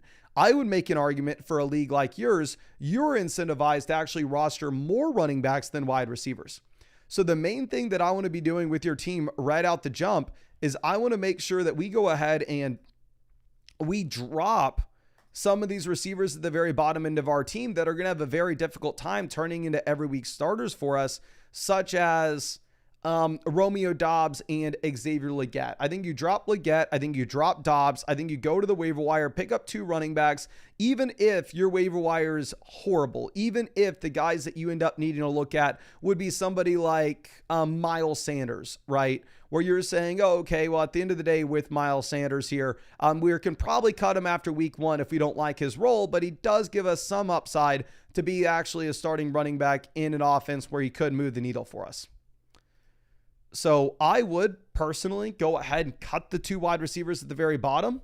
And then also, I think if you really wanted to, we could explore the possibility of trying to sell the combination of George Pickens and Ja'Cory Krosky-Merritt and a 2-for-1 deal to go get a running back upgrade. Because again, you have Rashee Rice down there on the bench, and I understand that Rice could get suspended halfway through the season, but we are going to be able to maybe churn the waiver wire and find an additional wide receiver value piece for us by the time you get that Rice suspension. So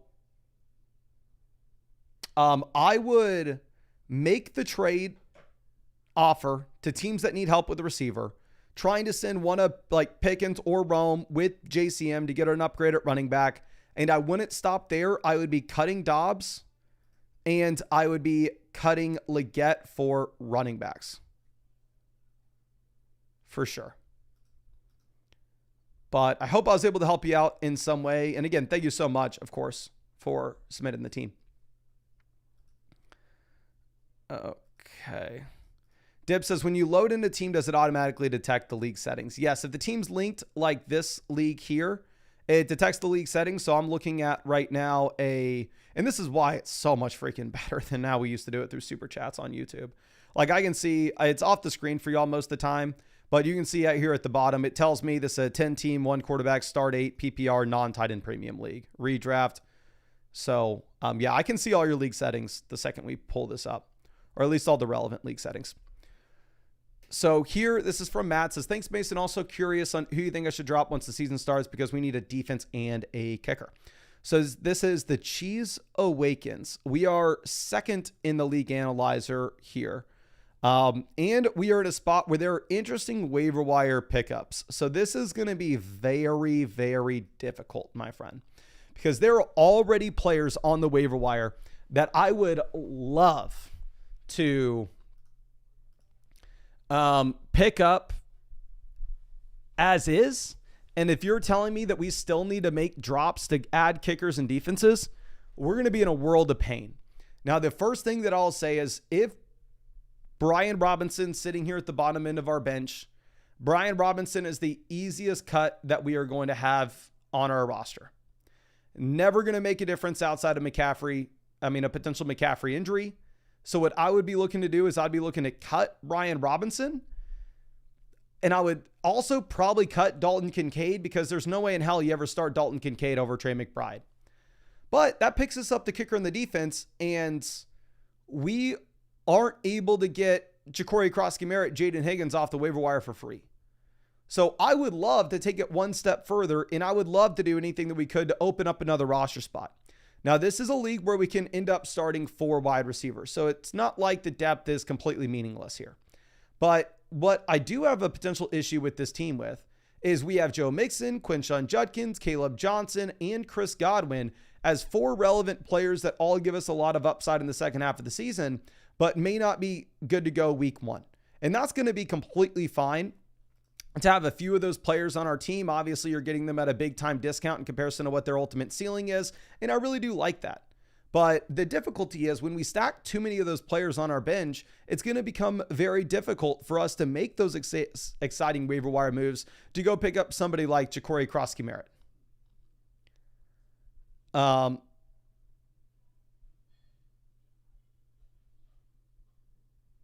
So looking at what we have with potential moves on this team,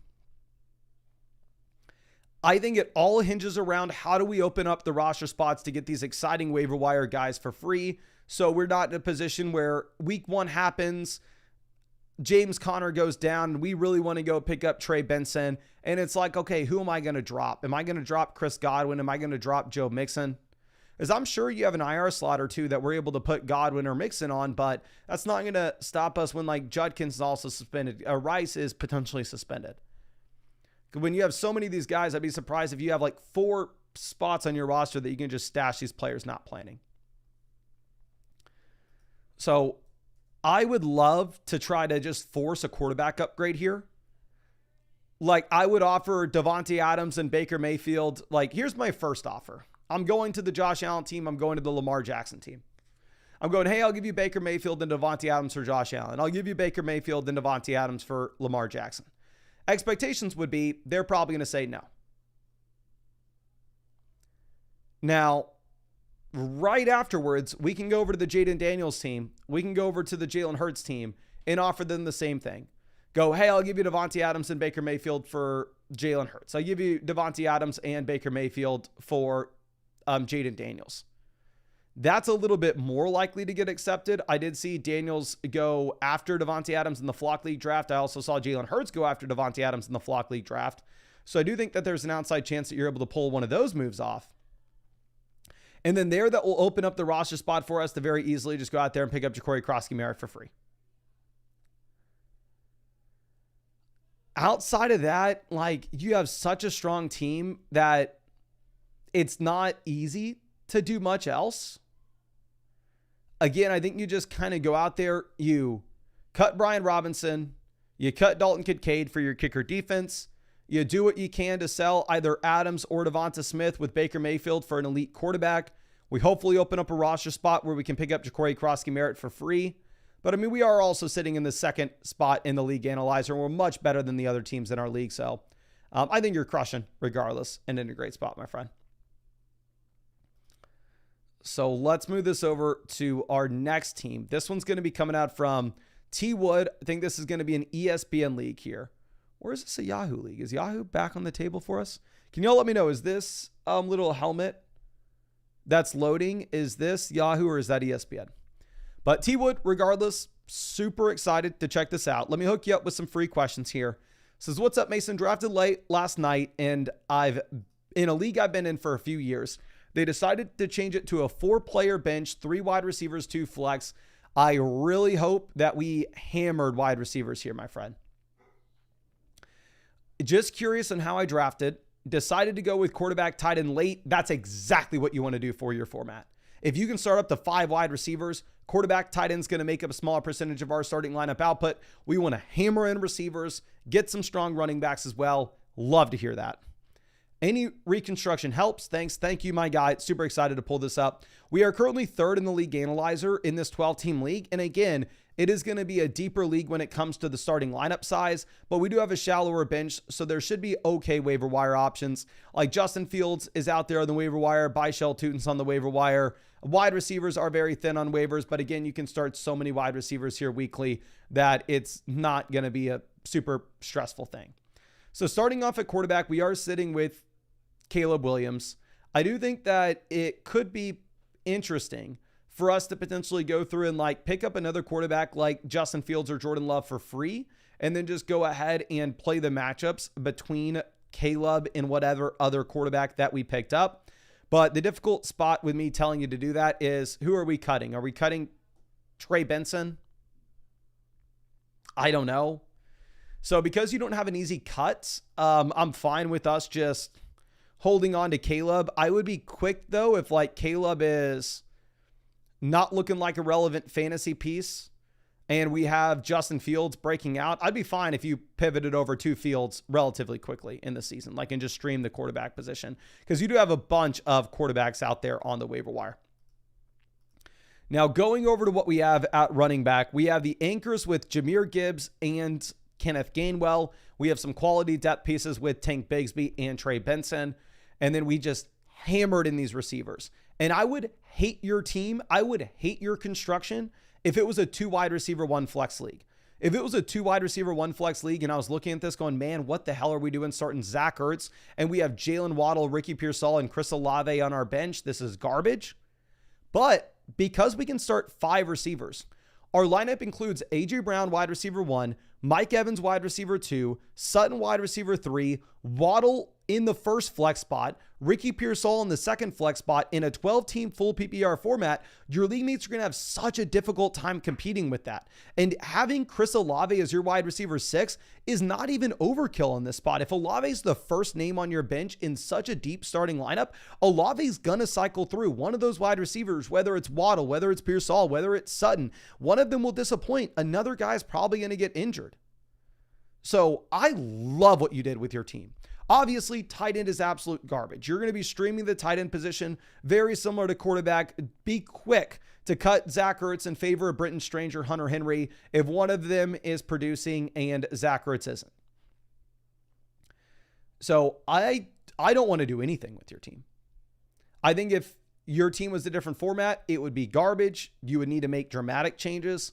But I think you're going to sit on your hands. Let me hook you up with another free trade question, just because I feel bad that we're not telling you to do anything right now. But I think you crushed your league mates for your league format in particular. And again, like I said, if this was a different league, I'd be very worried. But I think you're in a good spot, actually. And Trent said, I plan on playing quarterback matchups. Yeah, that's perfect. Let me know in the chat if you have any other questions, my guy. Trust me, I wish I had more advice for you. And I'm sure you'll see me like in a lot of other like 10-team, 2 wide receiver, 1 flex leagues, look at teams like this and go, oh yeah, we need to trade a receiver, trade a receiver, trade a receiver, trade a receiver. But yours, no. Perfect. Okay. Let's move this over to our next team. This is going to be, I'm playing RDW. This is an ESPN league. Says, my team is Silence of the Lamb. Tried my best to use the draft guide. I'm definitely weak at running back and need to know what trades I could possibly go with, as far as most teams have issues with either running back or receivers. So we are currently second in the league analyzer here. This is a single flex format, so you can't afford to build around the the wide receiver depth to the same extent that you could have in the previous team that we looked at. Now, we do have the elite quarterback and we have the elite tight ends with Daniels and Bowers. So I think you are in a really good spot in a single flex format, especially from a roster construction perspective where we're not having to roster a backup at either position. Kevin says, why are all my Yahoo teams on the My Teams page showing as undefined? I've used it for a while and this is my first time seeing it. Please go ahead and send a message in the site issues section of the Discord.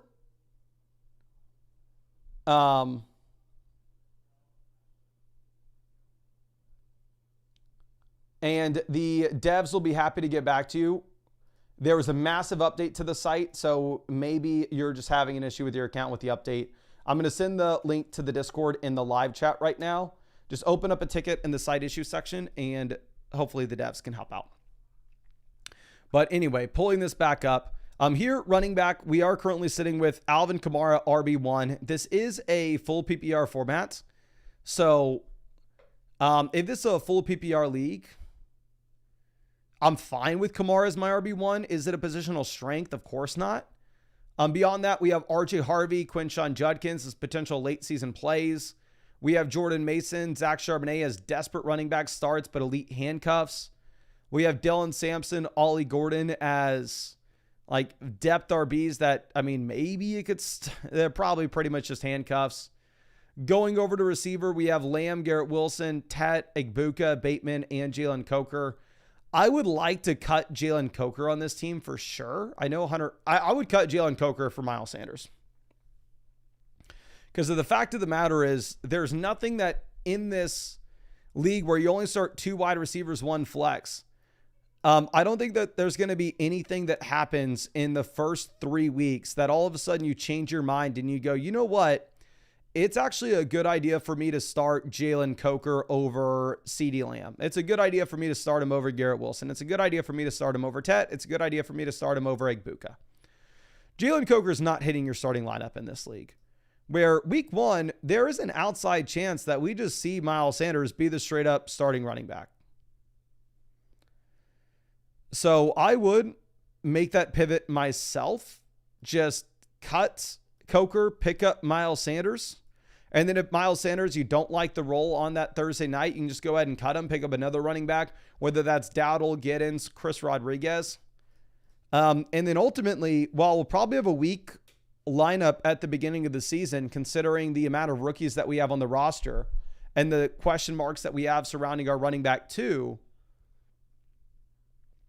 I think we should be in a decent little spot to just stay alive early because you abused your league settings with us getting Bowers and with us getting Jaden Daniels.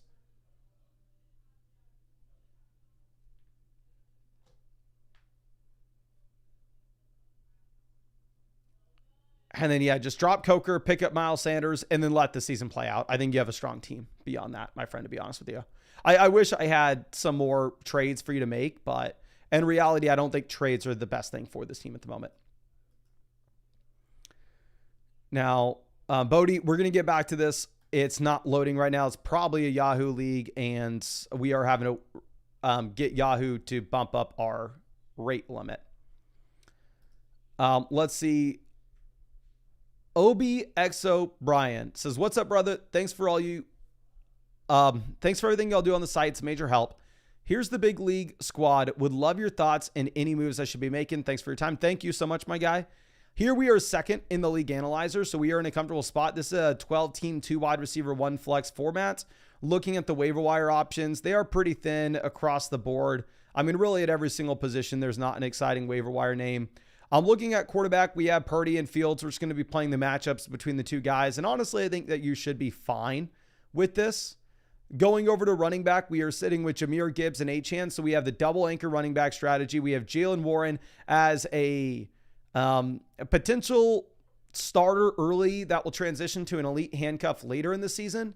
We have Zach Charbonnet as a desperate start / elite handcuff. We have Scadaboo as a handcuff early in the year that could actually earn himself a role later in the season.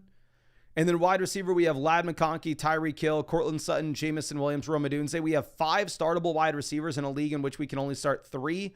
And then tight end, we have Tucker Kraft, Dallas Goedert. So overall, I think that you have a really strong team. My only thing that I would say is because it's a 2 wide receiver, 1 flex, I wouldn't mind selling one of the depth receivers like Tyreek and Tucker Kraft to see if we can get up to Trey McBride. But ultimately, at the end of the day, you have a strong enough team where we don't need to make any moves. The only trade that I make is if it would be a no-brainer like us selling Tyreek and Kraft to go get Trey McBride, then cool, we'll go ahead and we'll do it. But overall, I absolutely love your team. I think the waiver wire is extremely thin, so I think forcing a 2-for-1 upgrade specifically at like tight end or quarterback's not as viable because it's not like we can just go pick up Josh Downs off the waiver wire. So I wish I had more for your team here. I know this was like a super short review, but I think you have a great team for your league settings specifically. If it was a 10-team format, we'd be a little more aggressive about trying to get that tight end, but 12-team league, I think you're fine.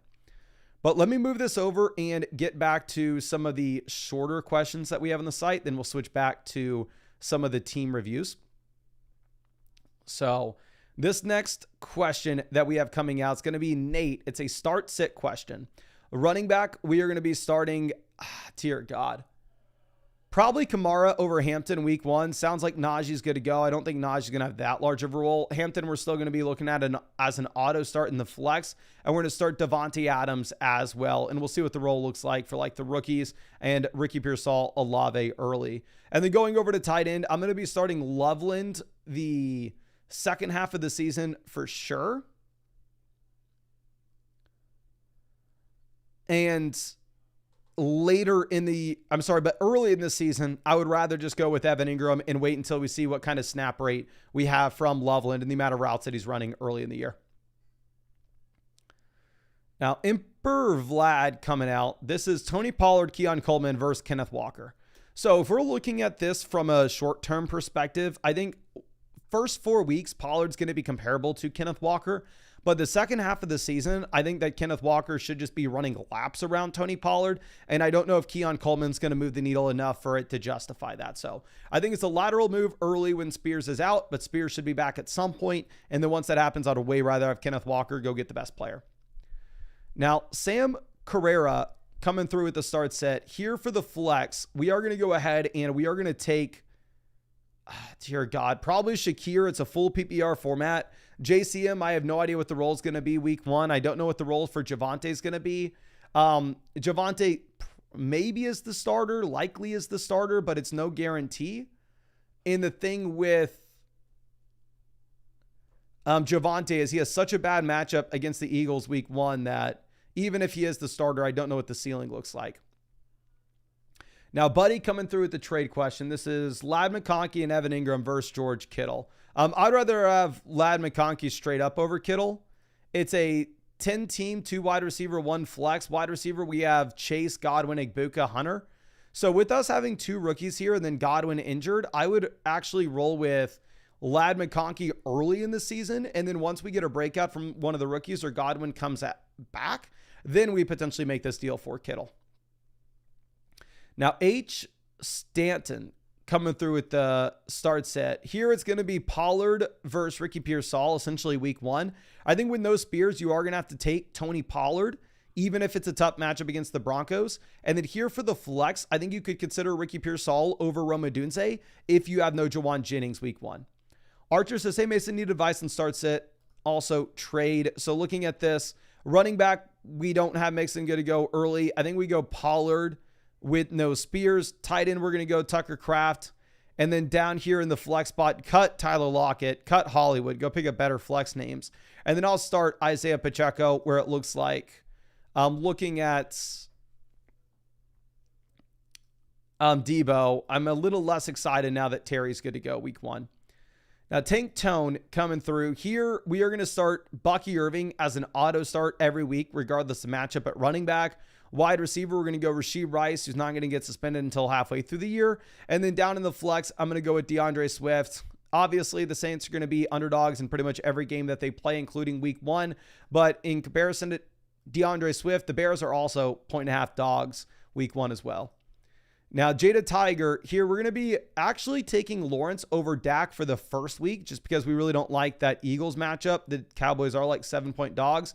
I'm going to go Dallas Goedert over Dalton Kincaid, and then we're going to be starting Rashee Rice pretty aggressively week 1 against the Chargers. Now, Bonehead says 6-point passing touchdown league. Does that move up the top quarterbacks or make them less valuable? Thanks, Mason. Flock for life. Appreciate you, my friend. So it's going to obviously push up the quarterbacks in value, but it's not going to push up all the quarterbacks equally. The guys that are going to get the largest bumps in value will be the quarterbacks that rely on passing volume and don't have the same level of rushing upside. So if you're going to be looking at a quarterback such as like Joe Burrow is very valuable in a 6-point passing touchdown format where you'd really want Jalen Hurts in a 4-point passing touchdown league because Hurts going to be a cheat code there with the rushing touchdowns. So I would go ahead. I would push up the quarterbacks across the board, but also push up the quarterbacks like Burrow, Baker, Mahomes a little bit more than you would push up somebody like Jalen Hurts, if that makes sense. And then Emperor Vlad coming out with the start set here for wide receiver. We are for sure going to be starting Xavier Worthy over Myers and Keon. I almost think that Worthy is the auto start and Matthew Golden's the guy that you got to consider getting out of here, but I'd still probably start Matthew Golden. I don't know how excited I would be to start Jacoby Myers under any circumstance at this point. Now let's move this back over and let's go through some more team reviews. Again, we're going to have to be skipping past the Dynasty team reviews and the Yahoo team reviews just for a bit. So I think, Bodie, this was a Yahoo one that didn't load for us, but it looks like this loads for us now. Yeah, this is definitely Yahoo. So again, sometimes Yahoo's loading for us. Sometimes it's not. It's just up essentially to... if we are being rate limited at that point, because Yahoo lets us hit their API like 100 times every 5 minutes or something. And then if it's any more than that, they are blocking us. But here, loads. I know you've been with us forever, my friend. Really do appreciate you. And we'll get to this in 1 second. Reek says, how much does this app cost? If you wanted to get access to everything on flockfantasy.com, it's $34 and it gets you access to everything until January 1st. And it's not even a subscription. It's just a one-time payment.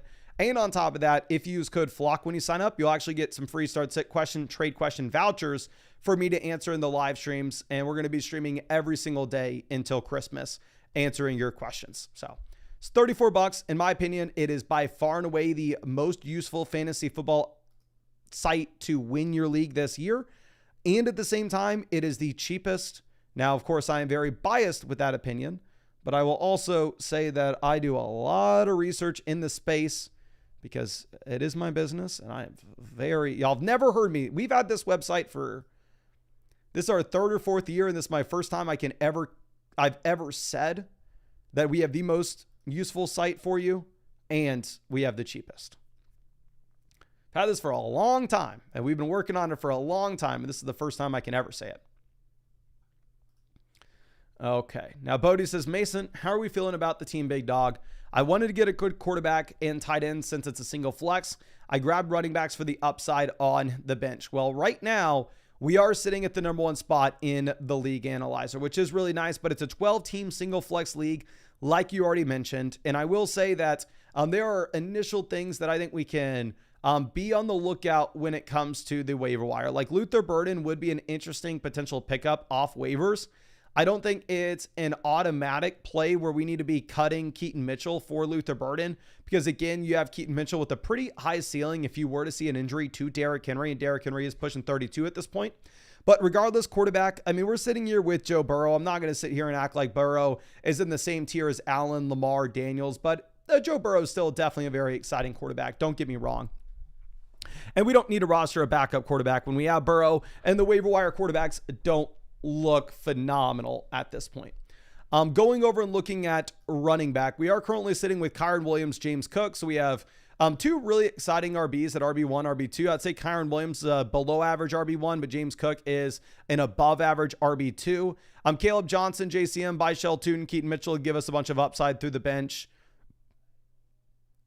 And actually people are saying, K Ratliff says wrong team. Okay. Thank you for clarifying this. Yeah, this team is a Bodie, trade, and then pro, and then it cuts off. Our team is CDs, TDs. Okay. Thank you for clarifying. Moving over, I actually like this team less because of our running back position. Looking at this quarterback, we are effectively just streaming. We have Dak Prescott.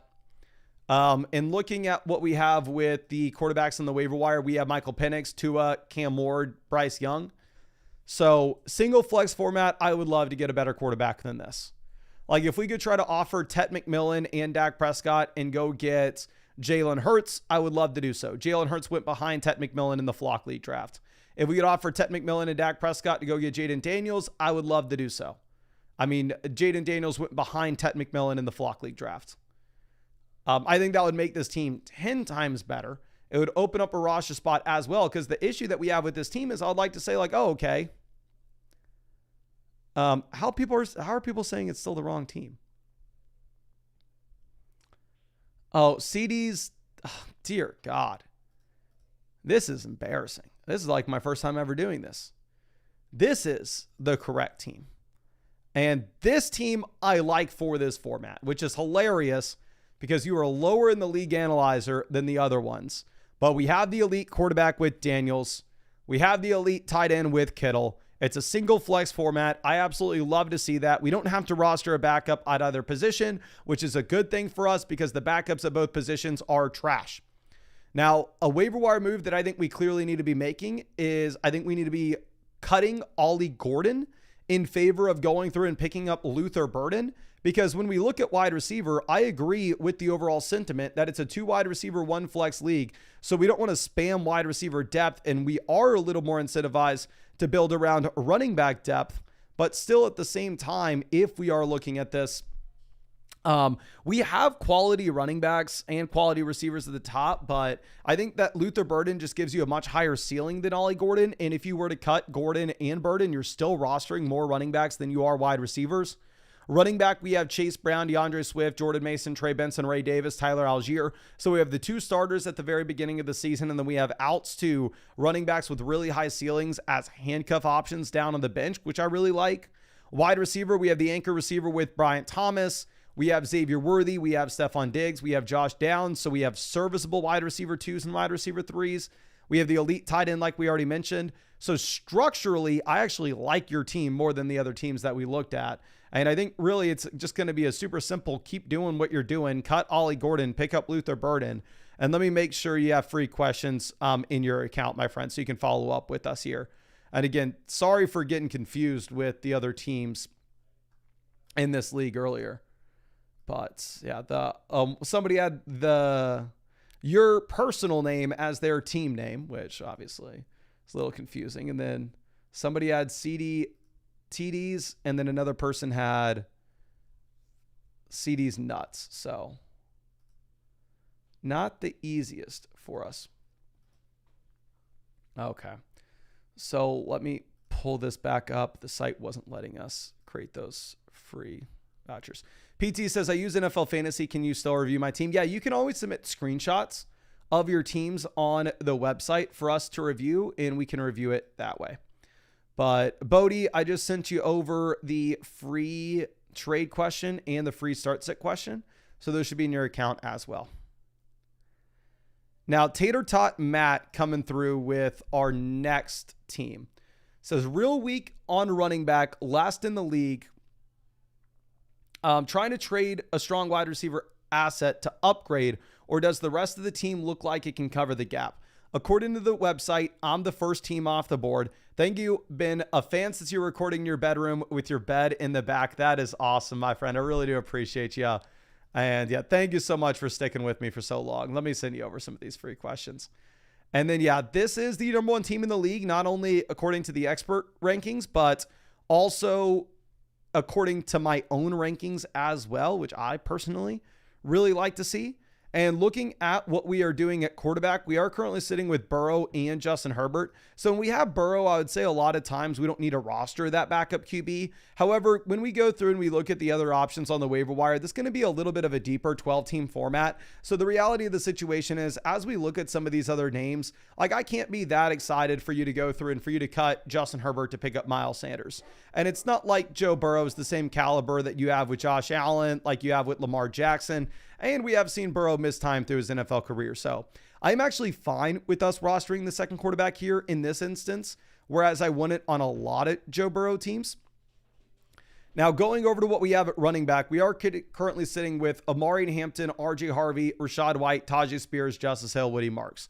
So a big concern that I have with your running back room specifically is going to be that we are looking at no running back 2 week 1. Week 1, your team is going to be very weak. And not just week 1, but through the early season as well. Because we go through and we look at this. This is a league where you need to be starting a total of 8 running backs and receivers. We have Jordan Addison hit with a suspension. Tajay Spears on IR. Rashad White injured. RJ Harvey not looking really startable, where we assume that J.K. Dobbins is the starting running back at the very beginning of the year. So right now, our week 1 starting lineup consists of Amari Hampton, Jamar Chase, Tet McMillan, DJ Moore, and we need 2 more guys in here like RJ Harvey. And are we throwing Loveland in at the flex? So I think that you're in a position in which you kind of are incentivized to go through and make a move. As much as I hate to admit it. But the question is, like, what move can you potentially make? Is there a world in which we can sell Joe Burrow? I know you probably don't want to because we have Jamar Chase. But if you could sell Burrow and get some viable starters here at running back and wide receiver in a little bit of a deeper league, and then just have Justin Herbert and then pick up Tua and play the matchups between them, that would be a trade that I'd be interested in your format and your situation in particular. Another move that we could look to make that would maybe be a little more simple is pivoting off of Jordan Addison to a team that maybe has a startable player on the bench. Like if we could pivot from like Jordan Addison and in return get back like Tyrone Tracy, I think that would really help our week 1 through 3 starting lineup, which is going to be something that's kind of relevant for us here. Another thing that I would like to do is potentially try to target some of these teams that are extremely weak at tight end that could use another option. Like this team only has David Njoku, and with the Harold Fannin usage, I think that you could potentially try to send them Loveland and get an upgrade elsewhere, even if that's just us getting back another receiver that we can start. So if you could send like Colson Loveland and get back Michael Pittman Jr. from this team, I think that would be an absolute no-brainer for us because Pittman could slide into that second flex spot early in the year. I'm going over and looking at other teams that potentially are weak at tight ends. We can actually sort by the tight end position here. So this is the weakest team at tight ends. They have Kyle Pitts and Isaiah Likely, so I think Loveland would probably make a pretty big difference for them as well. If you wanted to toss them Loveland and in return we get back the depth running back that may or may not be anything with Travis Etienne, I think that would put you at a pretty good spot as well. Because again, Loveland for us specifically, we'd have to be comparing him to like some of the wide receivers for the flex spots. And it's just always going to be so difficult to get a wide receiver in the flex. I'm sorry, a tight end in the flex spot over a wide receiver. So if possible, let's try to sell Loveland, get back that depth wide receiver. If not, you could also try to sell like Jordan Addison and go get back that depth running back like Tyrone Tracy. So we have that startable name early on, because as the season progresses, I mean, you will be in a position where naturally you're going to have a super strong team in the second half of the year, right? And the second half of the year, we're going to have a Hampton, RJ Harvey, Tet McMillan all kind of stepping onto the scene, and possibly like even Bowers getting better as he's still incredibly young. So my concern would just be getting some production in early, making sure we stay afloat through the first month. That way, when we hit our stride in the second half of the season, we are still in the playoff hunt. But I really hope I was able to help you out in some way there. Sadly, there aren't really many waiver wire moves that we can make. I think you could possibly drop Justice Hill in favor of like Chris Rodriguez or Miles Sanders. I don't really see what the upside is with Justice Hill specifically. But I think that's all I got for you, my friend. But Sam says 2 more likes. So we are 2 more likes away from hitting 700. When we hit 700, we are going to give away some free start sit questions and trade questions to the people in the live chat. So if you have not done so already, please go down there and hit that like button. And let's move this over to our next team. This next team is going to be NT Ramsey.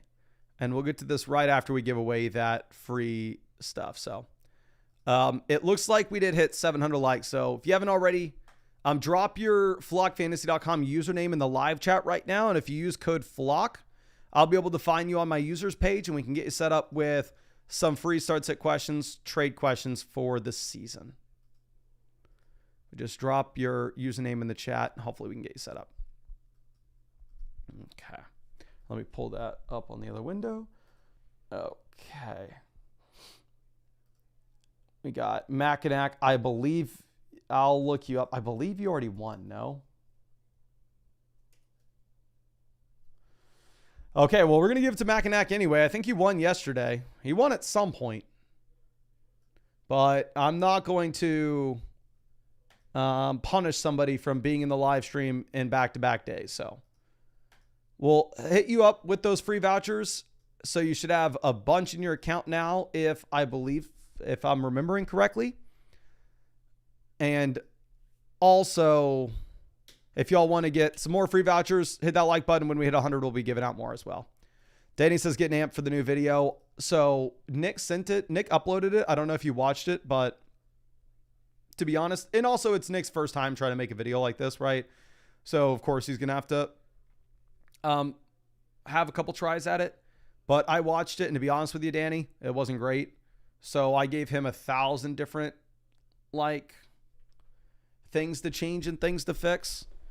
So hopefully he can get it sooner rather than later. But the first go at the video wasn't the best. Okay. Now, NT Ramsey says, what's up, Mason? Just drafted this team for the 107. Let me know your thoughts on areas I could improve or trades I could look to make. Thanks, man. Appreciate all the hard work. Really appreciate you, my friend. This is going to be a shallower format where it's a 2 wide receiver, 1 flex. It is a 12-team league, though. We are currently sitting here, I believe, at the 4th spot in the league analyzer. And here we are built around running back, which I do like in a 2 wide receiver, 1 flex, where wide receiver depth isn't going to matter as much. Quarterback, we are sitting with Bo Nix, Jordan Love, so we're effectively just kind of playing the matchups between these 2 guys. I'd imagine the majority of the weeks you are playing Bo Nix, but it's not like Bo Nix is in the caliber of Allen, Lamar, Daniels, Hurts, where you're playing him every single week regardless, right? So quarterback, we're strong. It's not a weak spot on our team, but it's not the it's not the strongest position for us. Going over to what we have at running back, we are currently sitting with McCaffrey, Chase Brown, Trevion Henderson, Trey Benson, Jerome Ford. So we have 2 locked and loaded RB1s. We have a super high upside RB2. We have Jerome Ford as a potential early starter. And at the same time, we have Trey Benson as the elite handcuff. Going over and looking at what we have at wide receiver. We have Ladd McConkey, Xavier Worthy, Travis Hunter, Igbuka, Josh Downs. We have 4 potential starters, Travis Hunter and Igbuka, giving us the majority of their upside in the second half of the season. And then we have David Njoku at tight end. This is a phenomenal team. First thing I would do is, I don't know your league settings exactly, but if Ayuk would be IR eligible, and if you can get a player on the IR, drop Jerome Ford, pick up Ayuk, slide him to your IR slot, and then just pick up Jerome Ford again. Or you can maybe look at a different running back off the waiver wire. But again, I'm assuming that if you can do that, maybe you already would have, or maybe one of your other league mates would have. But yeah, I think we cut Ford, we pick up Ayuk, see if we can throw him on the IR. And then in terms of trades to make today, there are none. I'm sorry, let me hook you up with some free trade vouchers. That way, during the season, I mean, if anything comes across your plate, I'd be super happy to check it out for you. But realistically, like, what the hell should you possibly do? Like, Egbuka, Travis Hunter, Trevion Henderson are only going to get better as the year goes on, and their trade value is only going to increase. And you don't even really need their production at the beginning of the year because we are well balanced across the entire team with other top-end options. So what I would probably do is I would sit on our hands for the time being. And if we were wanting to really focus in on anything, I think you would wait until you get a Travis Hunter or an Egbuka breakout, or possibly both of them breaking out. And then at that point, maybe Xavier Worthy could be expendable, where you could try to sell Worthy and Njoku to go get a tight end upgrade. Or maybe even Ladd McConkey would be expendable, where you could try to go get the elite tight end, with this being a 2 wide receiver, 1 flex, and try to send like Ladd McConkey and David Njoku for Brock Bowers. Or Ladd McConkey, David Njoku for Trey McBride, depending on how they're performing halfway through the year. The issue is you just don't have the depth to do that right now, because Travis Hunter, Egbuka, and Henderson, we don't know their viability early in the season, so I don't think you make the trade right now. I just think you got to be a little bit patient. But overall, I mean, sit on your hands, being patient with that team's not going to be a bad thing, because it's extremely strong and only going to get better. Now, our next question coming out from somebody that's always in the stream, and oh my gosh. So let me first make sure we hook you up and read your stuff, my guy. Okay, so y'all don't know Michael's always out in the chat with us. He's been with us for years. He knows I appreciate him. Says top waiver wire players are Kyle Williams, Pat Bryant, Dimey Brown, Russ, Tua, Geno Darnold, Dylan Sampson, Miles Sanders. No good tight ends left. Wanted to know if we should trade for a better one. They were all drafted through the middle rounds, and I faded hard. Teammates value them pretty highly. Thank you. Thank you, my guy. Is there any shot that Michael is in the live stream right now? And I know y'all are going to see this and y'all are going to go, oh my gosh, this is the worst looking fantasy football platform on the planet.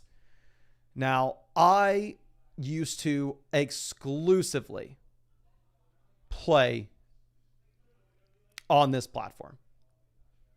I almost exclusively used to play on MFL.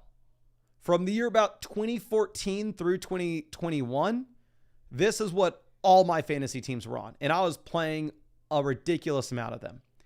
Now, in the year 2025, there's no reason to still be using this website, as much as they have a great spot in my childhood. And when I loved Dynasty Fantasy Football more than life itself, I was playing on this. But you probably shouldn't be on MFL anymore. Now, anyway, this is an insane team, a ridiculous team. We have the elite quarterback with Jaden Daniels. Tight end is whatever. You said the options on the waiver wire are extremely limited with Kincaid and Cade Otton. But, I mean, it's not that bad to be going through and playing the hot hand with these guys. Like, Cade Otton may even be startable at the beginning of the year, given the injuries that have occurred over to the wide receivers in Tampa. I mean, maybe the tight end ends up earning a higher target share.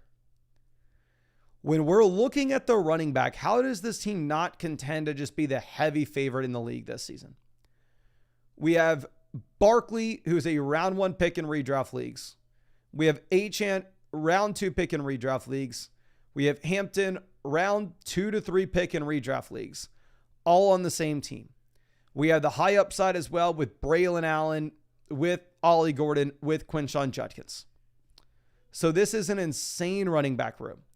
We go over to wide receiver, where we have Ladd McConkey, Rome Odunze, Jaden Reed, Travis Hunter, Chris Godwin, Josh Downs.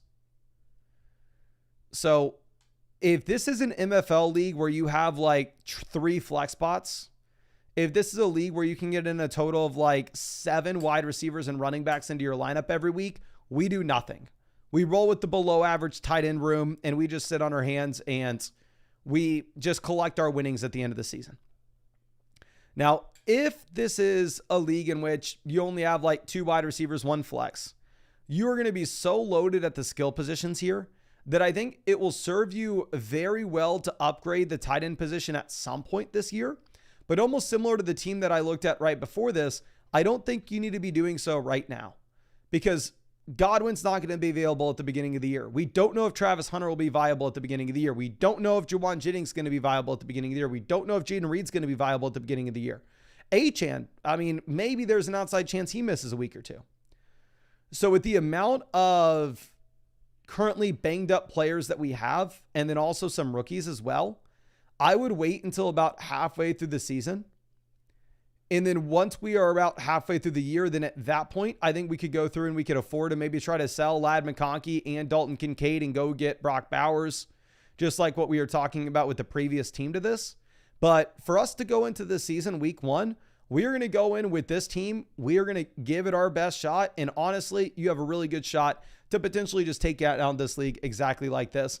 And really the only way that you would even need to upgrade that tight end slot is if it's a 2 wide receiver, 1 flex league. But, I really appreciate you. I really wish I was able to help you out more than this, but I mean, you are sitting with the best team in the league. But let's see. Somebody says Browns running back news dropped. Let's see what it is. Let me pull this up. Is it on Twitter? Okay. Here's what the Underdog Twitter tweeted out. Stefanski on Browns running back depth chart, which currently stands at 2 players. There'll be more than 2 running backs on this team. The Browns drafted Judkins in the 2nd round, but he hasn't signed his rookie contract yet. So looks like you will have Judkins signing at some point. We'll see. But I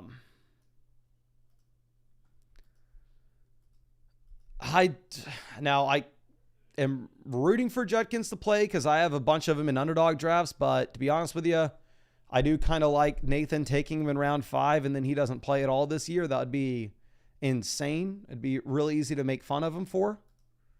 So I'm conflicted with Judkins. Conflicted. So in the flock league, I hope he's nothing. But with my underdog teams, I would hope I get some points.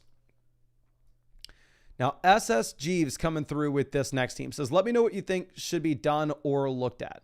It's a 12-team double flex format where we are currently sitting at the number 1 spot in the league analyzer. Super happy to see it.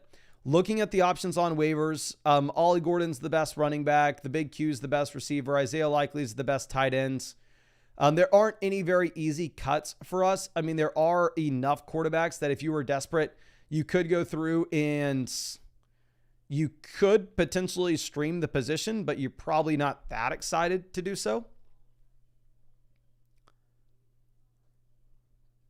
But looking at this quarterback, we're going to be fine with Kyler and Goff. I think we play Kyler most weeks under the assumption it's a 4-point passing touchdown league.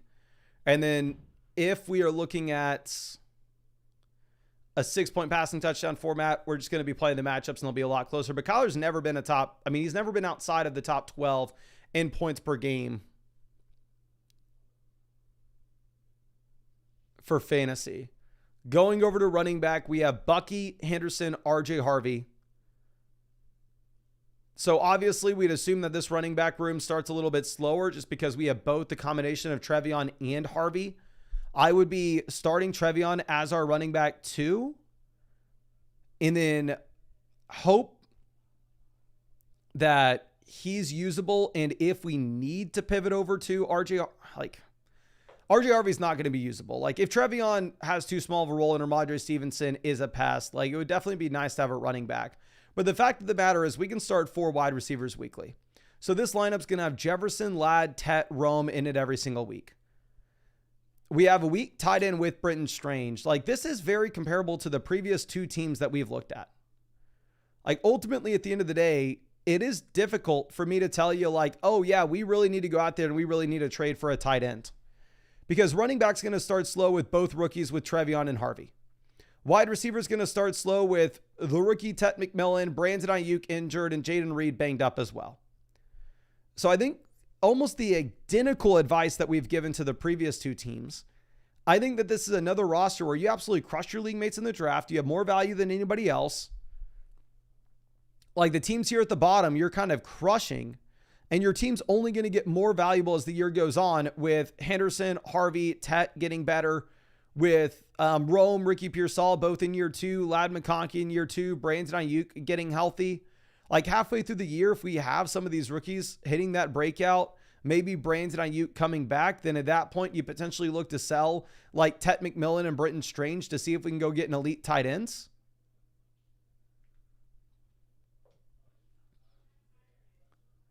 If we go over and we look at what we have with the tight ends in this, we have Isaiah Likely, Elijah Arroyo, Mason Taylor. So tight end's extremely weak. Like we're not, like if Britton Strange misses, like our ability to stream the tight end position is going to be very limited. So I think we really have to hope that Britton Strange hits. And if it's just a complete disaster through the first few weeks, maybe we have to make that wide receiver for tight end trade earlier than we were expecting. But we hope that Strange hits. We hope that he's serviceable early. And then once we get one of the breakouts from the rookies with the skill positions, then at that point, we should have enough value and enough depth to go and make that play to upgrade for a better tight end. But right now, you're the best team in the league, and you're only going to be getting better with the rookies. So I think you sit on your hands and you let the team just kind of improve in value. But let's move this over to our next team. That's going to be C. Fetty, longtime member of the flock. Appreciate you, my friend. Let me hook you up with a couple free questions. Says, love the streams. Thanks, man. Appreciate you always being out with us. This is, again, the number one team in the league analyzer, and we are the number one team by a decent little margin as well. The one thing that I don't like that we see immediately with this roster is the fact that we are sitting with two quarterbacks when we have Josh Allen. Now, I'm not going to fault you too much for this, considering the fact that, like, realistically, we go to the waiver wire and the best quarterbacks available are Bryce Young, Daniel Jones, Geno Smith, Aaron Rodgers, and that's it. Like, it looks like every single person in your league's at least rostering two quarterbacks, and I wouldn't be surprised if a couple teams were rostering three. So I would not fault you here for rostering the second QB. Now, the bottom end of the team, having Amari Cooper, I've actually been drafting Amari Cooper in Underdog Best Ball drafts, and I really hope that Amari comes through for us. However, realistically, in a 2 wide receiver, 1 flex league, what is the probability you ever get Amari in your lineup over Devonta Smith, Ted McMillan, Travis Hunter, Ibuka, Ricky Pearsall? Like, what's the probability Amari Cooper comes out and he turns into a true, like, league-winning option in a format like this? Probably low. So for that reason, what I would opt to do is I would cut Amari Cooper. I would go ahead and pick up a tight end like Jonnu Smith, because while Jake Ferguson definitely looks like he's in a good situation, it's not like Ferguson's proven himself to be just an absolute lock as an every week starter in fantasy. So I would opt to go Jonnu over Amari at the very bottom end of this team. If you didn't want Jonnu and instead you wanted another running back, I think you could look at Dylan Sampson or Ollie Gordon, depending on what you think with the backfield in Cleveland and the Devon Achane injury. But overall, I mean, the team is just an absolute juggernaut. We have CMC, Ashton Genty, Achane, Josh Allen. You have 4 players that should go inside the top 25 picks of your format. And 3 players that potentially should be running back top 12 picks in this format. Like, this is an incredible team at running back and quarterback. We go over to wide receiver and we're serviceable. We have Devonta Smith, Ted McMillan, Travis Hunter, Ibuka, Ricky Pearsall. My only potential concern is with us sitting here having 3 rookies that we potentially start a little bit slower this year than some other teams, but you're so far ahead of the rest of the field at running back that frankly, it may not matter.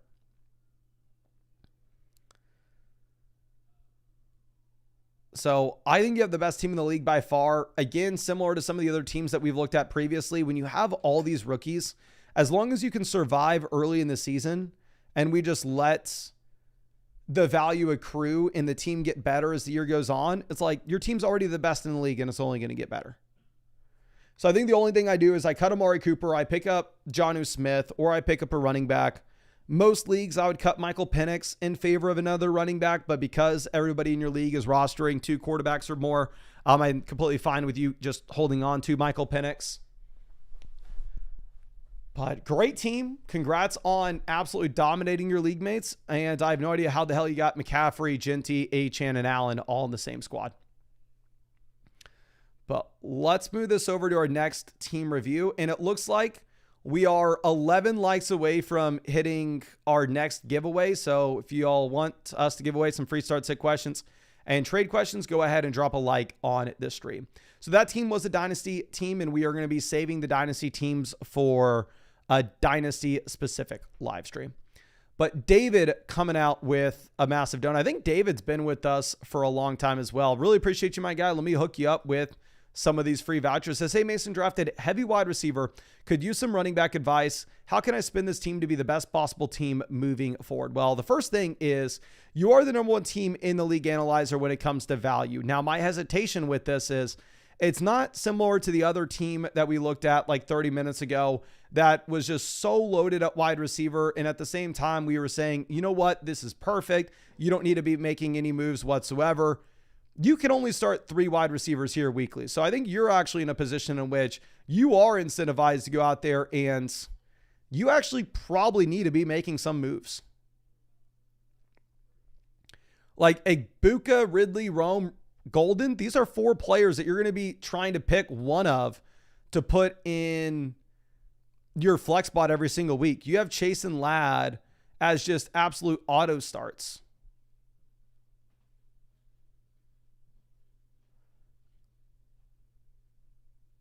And then like if this was best ball and just the highest score automatically would slide in, I think you're going to be great. But I think you're just going to have the biggest headache known to man trying to figure out who to play here. So I would absolutely love to try to sell one of these wide receivers and either get an upgrade at tight end or get an upgrade at running back. Quarterback, I mean, we're sitting with Joe Burrow, Dak Prescott, so we're not in the worst spot in the world. Running back, we have Bucky, Kyron at the very top. So, I mean, we're strong, right? I mean, there's a reason we are the number one team in this league analyzer. We are currently a little weak with the depth, but like JCM RB3, Tank Bigsby RB4 is not horrible. And then wide receiver, we just have more value than anybody else in this league by far. We have Chase, Ladd, Egbuka, Ridley, Rome, Golden. Tight end, we have Dalton Kincaid, Hunter Henry. So is there a world in which we can find a team here that really needs help at wide receiver that has a tight end? Like this team really needs some help at receiver. They are 11th in the league analyzer. Here's one thing you can do with the analyzer is you click like the position. It's a little bit hard to click that button exactly. It will sort by like the best to worst teams at that position. So this team is the worst team in the league at wide receiver. They have Higgins wide receiver 1, Metcalf wide receiver 2, Olave wide receiver 3, Keenan wide receiver 4, and Amari wide receiver 5. If there was any world in which we could go out there and overpay for Barkley, let's do it. That's going to be much easier said than done. But like if you could sell like Ladd McConkey and Bucky Irving for Saquon Barkley, give it to me. And let me see what that says in the trade calc. Can y'all please spam the chat? What would you rather have in a vacuum? Would you rather have Saquon Barkley or Ladd McConkey and Bucky Irving? So essentially 2 round 2 picks or 1 round 1 pick. Because if I go ahead and put this in the trade calculator, it is saying that you actually slightly lose that deal and you would rather have the Bucky and Ladd side. But again, you would be able to just go to the waiver wire and also use that extra roster spot to pick up the free buy shell Tootin. So that would kind of even it out where it's a little bit more of a fair deal. So even if the trade calculator says that you're losing the trade, and it looks like most people in the chat also would rather have the Bucky and Ladd side, realistically, your team afterwards, or how about this? Let's send the initial offer of Kyron and Ladd for Barkley. If you go Kyron and Ladd for Barkley, the trade calculator has this as a fair deal. But realistically, if you make that trade, then you're sitting in a situation where your running back room is Saquon Barkley, Bucky Irving. A wide receiver, you have Jamar Chase, Egbuka, Ridley, Rome, Golden. And you are just absolutely golden at that point. So I think that's one move we would potentially try to make is sitting Ladd, Kyron, get Barkley. If he rejects, I would even consider doing Bucky instead. And then what I would like to do as well, if we can't get that, is find a way to upgrade at tight end. Like this team here has Josh Downs as their wide receiver 3. They were rostering Restrepo, which is hilarious. Restrepo got cut today. But if we can find a way to get to Brock Bowers, by going back over and looking at our roster here, we have Kincaid and Hunter Henry at tight end. Like if you could trade Ladd McConkey and Hunter Henry and get to Brock Bowers, I think that would be super exciting. It's going to be much tougher than the other trade that we mentioned. I think you could also try to do like Ladd McConkey, actually like Egbuka and Calvin Ridley and Kincaid. That's going to be a little tougher. Maybe we can do the initial offer, try to get Bowers. If that deal gets rejected, then we move on to Trey McBride. Because realistically, the team with Trey McBride is sitting with Sutton as their wide receiver 2, Keon Coleman as their wide receiver 3, and then they have no wide receiver 4. So I think you have such a strong team that you can afford to go out there and you can afford an upgrade by selling Ladd McConkey. Like, you could try selling Egbuka, Ridley, Rome, Golden. I think it's just going to be easier to sell Ladd and get that elite round 1 player either at tight end or running back. And then you still have Chase, Egbuka, Ridley, Rome, and Golden at receiver. But I really do appreciate you hanging out with me for so damn long, my guy, and really hope I was able to help you out in some way with this. But it looks like we had 800 likes in the stream. So if you have not done so already, drop your flockfantasy.com username in the live chat, and we will pick somebody at random to give a free start sit question to and a free trade question to. Okay. I gotta pee. And I just spilt water all over me. Okay, so here's what I'm actually going to do. I'm going to go pee real quick and fill my water back up, and then I will come back, pick the giveaway, and then we'll keep going. I think we have some basic questions that we need to answer, but I will get y'all start set question and trade question handed out for free quickly. And how about this? Since I have to go pee, we'll give 2 people free start set questions and trade questions. We'll have 2 winners.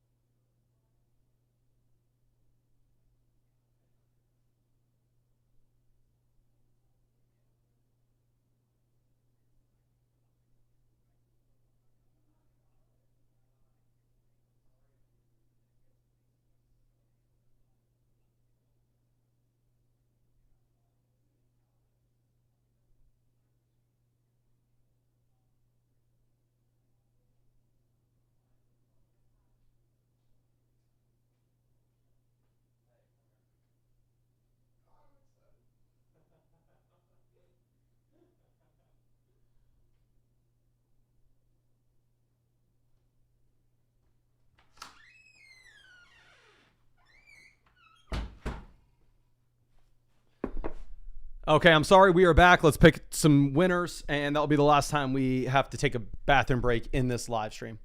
But here we got PK2124. Let me see if I can find you, my friend. Hopefully you use code FLOCK. This will be the first winner, and then we'll give somebody else a winner as well. Okay, so let's go ahead and get you set up. You've been with us for a long time now, my friend. Really appreciate you. And you should have a free trade question and a free start set question in your account now. And then we got the big Q out here as well. I have no idea how you got that username. So let's see if I can find you. The big Q, I got you. This is a free account. And I just got you set up with that trade voucher and the start set question as well. So you should have some free questions. Now let's move this over to our next team. And this one's going to be from Tom. Here, this is a Dynasty League, so we're actually going to skip by that. We'll do that in the Dynasty live stream. And then also, if y'all want us to do more of those free giveaways, just please make sure you go ahead and drop a like on the stream.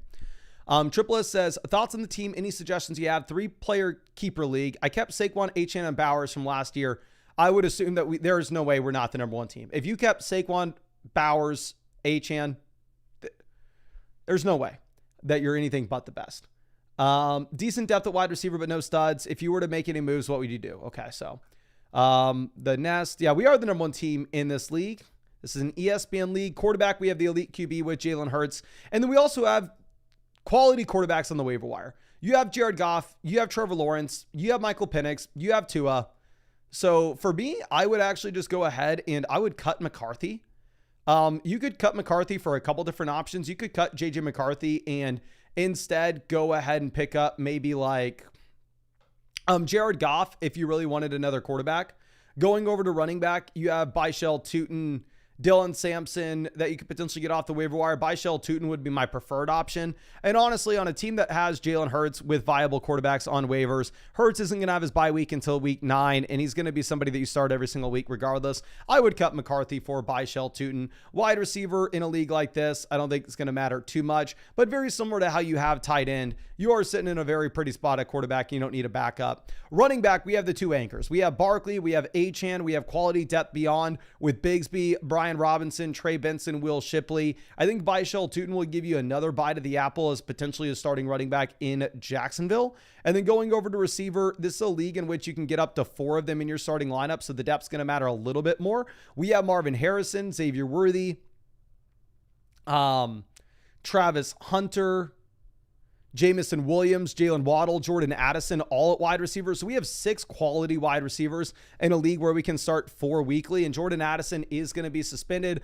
We would assume that Travis Hunter starts a little bit slowly. So for the first 3 weeks, maybe the wide receiver depth doesn't look phenomenal, but once we get these guys going, then at that point, I think you actually have, by far and away the best team in this league. And then once you get Addison back from the suspension, what I would really like to do is I'd really like to package together 2 of these wide receivers and get an upgrade where if you could take like Jamison Williams and Marvin Harrison and go up and get a wide receiver like AJ Brown, I think that'd be perfect. Or take, say, Travis Hunter and Xavier Worthy and go up and get a wide receiver like Ladd McConkey. I think that'd be perfect. The reality of the situation, though, is you probably don't want to be making that move right this second unless it's a great value, just because we are going to be dealing with the Jordan Addison suspension early in the year. So you are in a spot in which it probably suits you if you wanted to wait just a bit. In that way, when you get Addison back, you'll have that additional depth. But overall, phenomenal team. Obviously, it was going to be great when you had those 3-player keepers, and you should be the favorite in this league. Just drop the backup quarterback, pick up a Byshell Tootin, wait a couple weeks till Addison comes back, Travis Hunter breaks out, and take 2 of the receivers and upgrade for a better tier. But amazing team, to be honest. Now let's move this over to Sack Prescott. I think this is a Yahoo. No, this is an ESPN league. Appreciate you. Says, missed out on Chase Brown and T. Higgins, but feeling pretty good overall. League mates don't really make deals, though, so I went depth on the bench. Would love to know your thoughts. A big fan, longtime watcher, flock up. Really appreciate you, my guy. I'm going to hook you up with a free trade question anyway, just in case you can get a hold of your league mates. But we should have a couple free vouchers in your account now. And this is yet again another team that I'm assuming used the draft sheets because they're number 1 in the league analyzer. And the main thing that I'm going to be focusing on with your team specifically, if you're saying that your league mates don't make a ton of trades, will specifically be what we have when it comes to I don't know.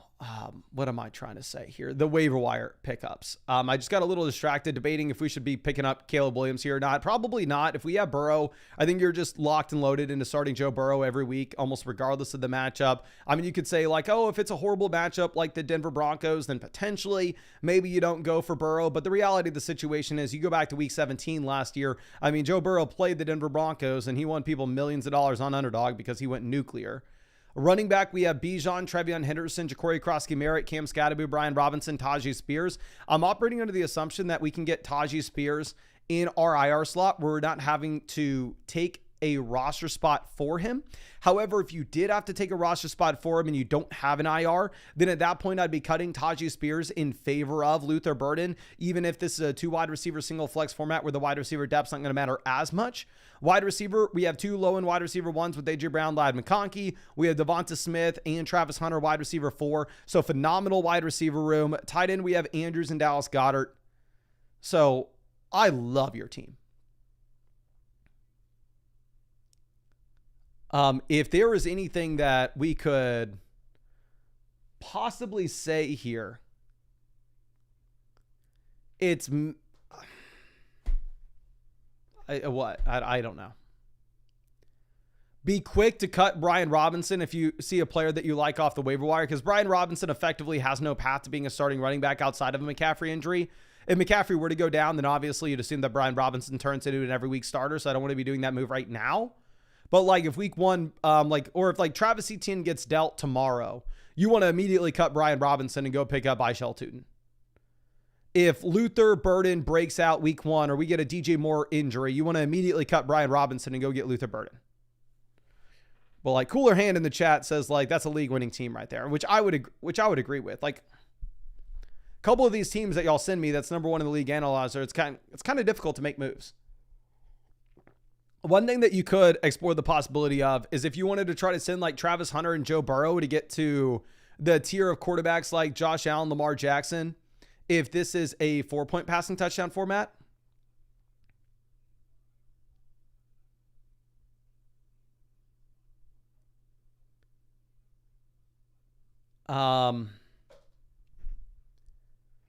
So if we could go like Travis Hunter, Joe Burrow to get to Josh Allen, Travis Hunter and Lamar Jackson to go get, Travis Hunter, Joe Burrow to get to Lamar Jackson. If it's a 4-point passing touchdown format, it's a 2 wide receiver, 1 flex league. I think you can afford it. I mean, I would definitely offer somebody that's less exciting like Khalil Shakir first. I would definitely offer somebody like Ja'Cory Crosky-Merritt first. But let me go ahead and pull this up in the trade calculator on the site. I just have so many freaking windows open on the other page for the site. Which, to be completely honest with y'all, like, anytime I ever make a deal in the Flock League, I use our trade calculator. Like, I genuinely do believe that our trade calculator is by far and away the most useful calculator that you can find. Like, I almost never disagree with what it says. Like, if it says you win a deal, it says that you slightly lose if you are trading away Joe Burrow and Travis Hunter for Lamar Jackson. However, if you were to be trading away, say like Ja'Cory Crosky-Merritt and Joe Burrow for Lamar, saying that you win that deal. If you were trading away Shakir and Joe Burrow for Lamar, it's saying that you win as well. And Allen and Lamar are essentially neck and neck when it comes to their value. So it's going to say the same thing for either QB. So honestly, selling Travis Hunter and Joe Burrow for the elite quarterback, it will just be too much. I'm just trying to force something here because you have too good of a team. Probably the only deal that we are looking to make in that is if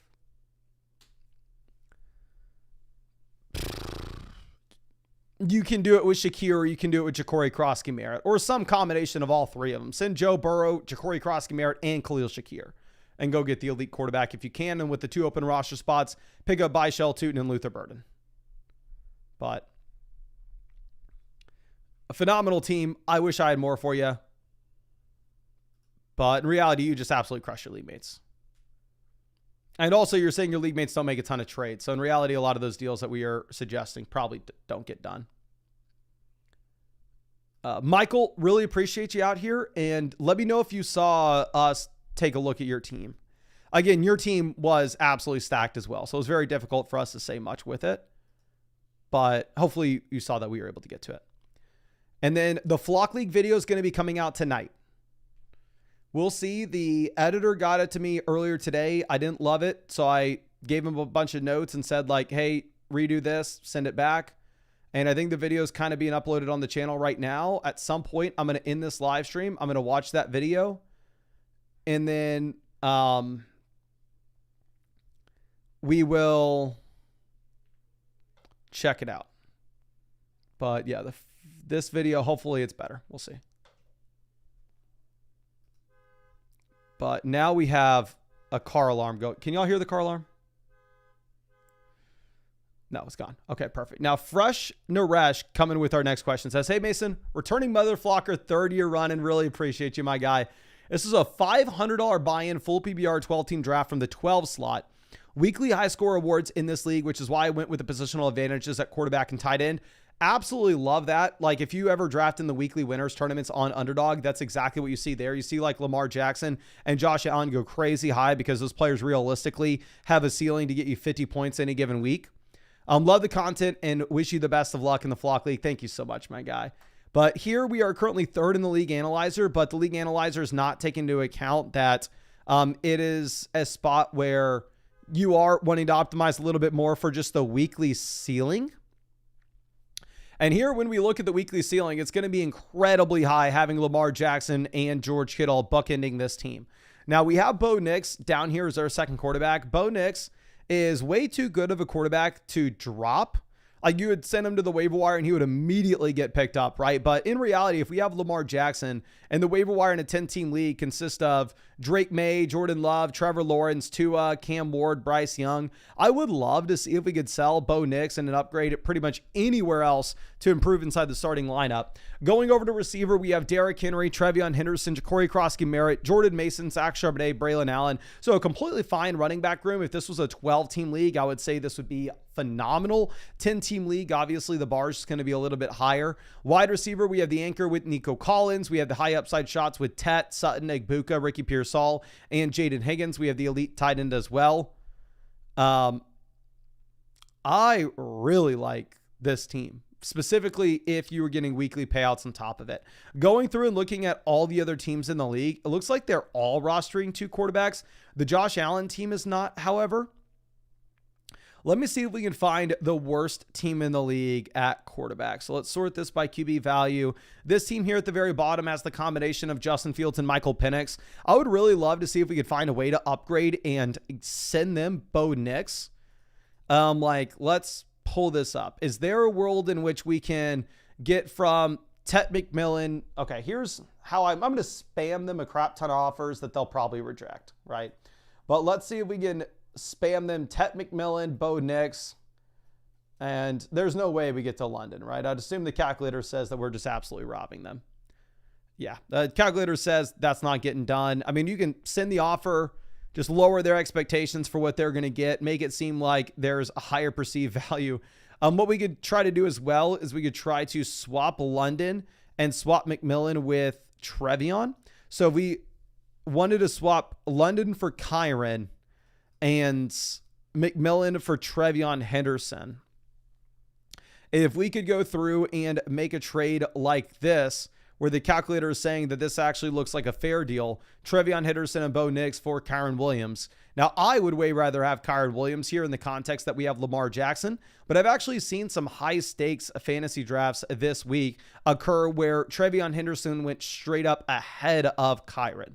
So the fact that that team is desperate for a quarterback, possibly they are willing to make the Bo Nix and Henderson swap to get us that running back upgrade. Another way that we could view this potentially would be maybe like a little bit of a smaller tier upgrade, where if we could send like Bo Nix and Ja'Cory Krosky-Merritt to get to Isaiah Pacheco. Let's put this in the calculator. The calculator may actually say that we lose this deal. Yeah, the calculator is going to say that we slightly lose it if we are trading Bo Nix and JCM for Pacheco. But what we're going to be able to do is, if you really wanted another quarterback, you could just go ahead and pick up Drake May for free. And then if you were to add Drake May to the other side, it actually says that you are winning this trade. So I would really love to try to send Bo Nix, JCM for Pacheco, Bo Nix, Henderson for Kyron, Bo Nix, Tet McMillan for London. I'd assume that definitely at least 2 of those get rejected. The first one maybe have a shot. This team is Brock Purdy, Justin Herbert. I think that they'll be a little bit less desperate to go get that Bo Nix upgrade. But if we were looking at potential swaps that we could have here, maybe if we wanted to go ahead and see if we could go like Bo Nix and Ricky Pearsall to get to Terry McLaurin. If you wanted to send Bo Nix and Derrick Henry to try to get to Jahmyr Gibbs, Bo Nix and Trevion Henderson to try to get to Josh Jacobs, Bo Nix and Ja'Cory Krosky-Merritt to try to get to Chuba Hubbard. That's another deal that we are spamming with Bo. Again, we'd assume that the majority of them get rejected. We just need one to get accepted. Here with this team, if we wanted to offer Bo Nix and Trevion Henderson for Amari and Hampton, If we wanted to offer a Bo Nix and a Buka for Garrett Wilson, Bo Nix and Sutton for Garrett Wilson, Bo Nix and Ricky Pearsall for Rashee Rice. And then I think that may be the last team that would be willing to entertain some Bo Nix trades, because the next team is sitting here with Baker. Let's go back and look at is there any other expendable piece on our roster constructurally? Like, you can start up to 4 wide receivers here weekly, so the wide receiver depth isn't crucial to try to sell in your league. Like, you're in a fine spot with the wide receiver depth, to be honest.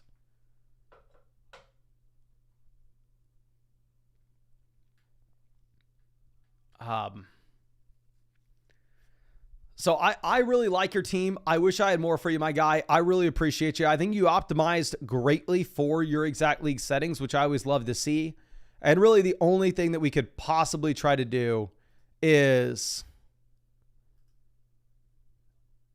if we could try to get any value out of Bo Nix, but it's much, much easier said than done. I know that the majority of those deals are going to get rejected. So I think the most likely outcome is you sit on your hands with this team. And then with the waiver wire, the players at the bottom end of your bench are too good. We can't make any waiver wire moves, but I really appreciate you and really hope I was able to help you out. And Sack Prescott's back out here, says huge thanks, Mason. No, thank you, my guy, for sending in your team, and was super happy to look at it for you. But let's see this for our next squad. It's going to be Hemi Johnson. Just looking to hear your thoughts on the team. Appreciate the help. Okay, so let's go ahead and let's pull this over. So this is a team where starting lineup requirements are 1 quarterback, 2 running backs, 2 wide receivers, a tight end, and a single flex. So ultimately, the depth in this league is not going to matter much. Like, what's going to matter way more is just trying to get those elite level players inside your starting lineup. Making 2-for-1 deals, you're going to be able to find just the quality players off the waiver wire regardless. This is one of those leagues where we're fine, quote unquote, slightly losing according to the trade calculator, if it means that we are going to be able to get an improvement inside the starting lineup and we can backfill off waivers. But currently at quarterback, we have Kyler Murray. Down there on the bench, we also have Caleb Williams. So we're okay at quarterback. However, when we have DJ Moore, George Pickens, Tyrone Tracy on the bench as well, I would say with the shallower starting lineup like this, you are highly incentivized to just try to go out there and try to do anything you can to get the upgrade at QB. Like, if there's any world in which you can get to Jaden Daniels, get to Jalen Hurts, get to Josh Allen, get to Lamar Jackson, we want to do whatever we can to try to get there. Whether that's us taking Kyler Murray and DJ Moore and trying to go get Daniels, trying to go get Hurts, I would do that. Like in the Flock League, we saw Sal take DJ Moore ahead of Jalen Hurts. But hell, here, I'm fine adding Kyler to him to get to Hurts. If we wanted to try to send like, I don't even know if there's anything else. I would try to send Pickens. It doesn't really matter. Pickens or DJ Moore is about the same thing for me. I think that your league mates will probably be a little bit more excited about DJ Moore, so that's going to be the offer that I send. But going over to receiver, we're absolutely loaded. We have St. Brown, we have Malik Neighbors, we have Ladman Conkey. So going down to the bench, like DJ Moore, George Pickens, these guys aren't hitting our lineup. Tyrone Tracy's not going to hit our lineup. Running back, we have Brees and Hampton, so maybe we're a little bit weaker there. Maybe we're a little more inclined to hold on to Tracy, hold on to Judkins. But if you're not able to get up to one of those elite quarterbacks, whether that's going to be Jalen Hurts, Jaden Daniels, Josh Allen, Lamar Jackson, then in that case, I think you're probably actually going to be pivoting over and trying to upgrade the other elite onesie with Evan Ingram by potentially going through and trying to sell Evan Ingram and the combination of Ladd McConkey to see if we can get to Trey McBride, see if we can get to Brock Bowers. If not, maybe you're trying to sell Evan Ingram and DJ Moore, and if there's any way in hell we can get to George Kittle, obviously we do it. But I think the more likely outcome is Ladd McConkey, Evan Ingram for Bowers, for McBride, get one of those options. And then when it comes to what we have with the quarterbacks, honestly, if we can't get the elite tight end and those quarterbacks, like the teams with Jalen Hurts, Jaden Daniels, Josh Allen, Lamar Jackson are all telling us to kick the curb, I wouldn't even fault you if you wanted to send an offer of Ladd McConkey and Kyler Murray for Josh Allen, Ladd McConkey and Kyler Murray for Lamar Jackson. The trade calculator is going to tell you that you're losing that deal, but with your league settings and with your team, I think you can go ahead and honestly, you can afford to lose it and just have that elite onesie in your lineup. But let me mark this as complete. I really appreciate you, my friend. And let's go ahead and pull up our quick questions that we need to answer. The non-team reviews, and then we'll get back to the team reviews right after this. Okay. But this is going to be a start set question from Lee Brandon here down in the flex. If we were to consider getting anybody in, I guess it would be JCM, but there's no way in hell I start him over anybody in your lineup right now. So I think you're leaving your lineup as is. I think until Jordan Addison comes back from the suspension, you really aren't going to have too many question marks with who you start. I guess you could say RJ Harvey versus JCM, but I'm going to go Harvey over JCM week 1, and then we'll see what happens for week 2. Now, Seth coming through with the trade. This is Jalen Warren, Devonta Smith, Jalen Waddle versus Joe Burrow, Trevion, and Chris Olave. So going from Smith to Henderson, upgrade. Waddle to Olave, downgrade. Warren for Burrow, upgrade. I think you're getting the best player in the deal, and I think you're upgrading another spot while doing so. So I think we're going to go ahead. We're going to take the Joe Burrow side of this. Now, Nalox coming through with the trade. And the next Flock League video we may premiere right now.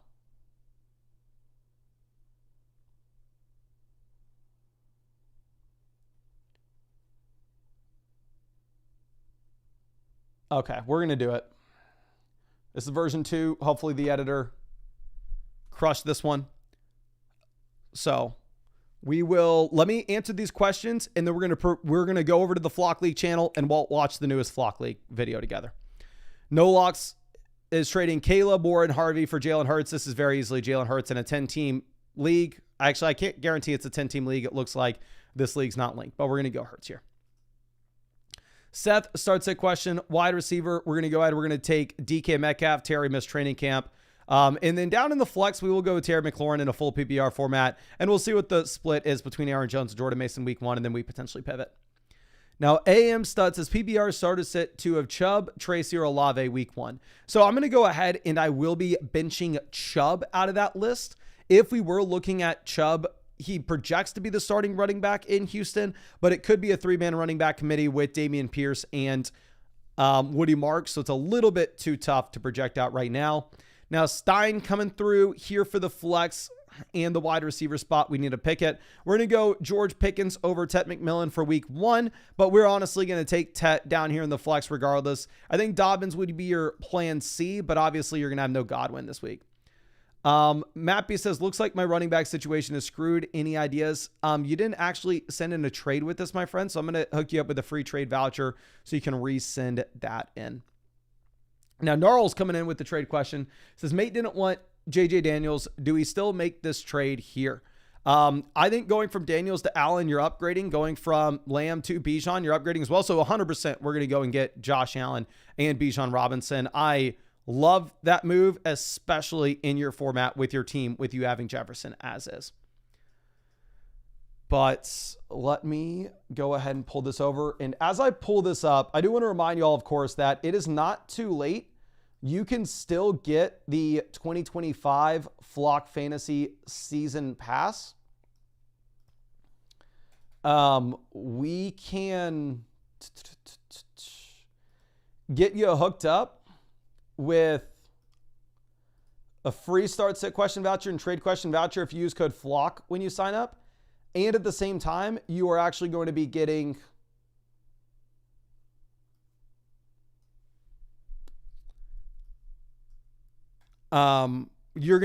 access to everything on the site until January 1st, and it's only $34 with a one-time payment. So I'm figuring out what to title the new Flock League video.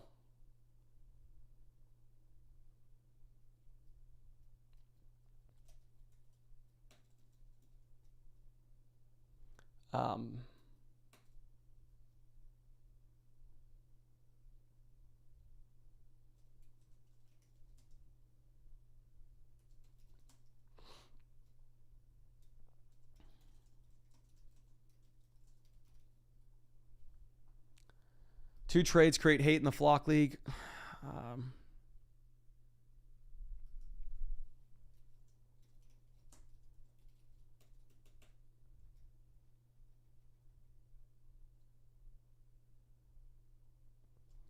I don't know what the title is, dear God. 2 trades create hate in the flock league. 2 trades.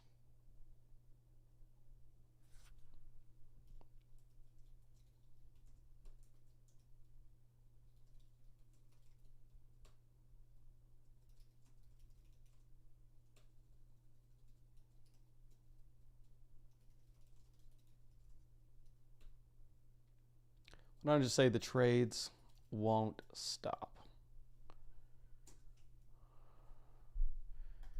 What do you think? The trades won't stop? Decent title?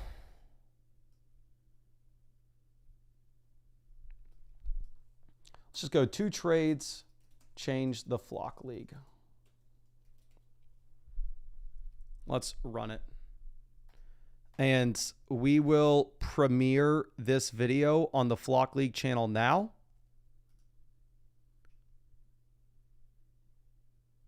And hopefully Nick cooked on this one.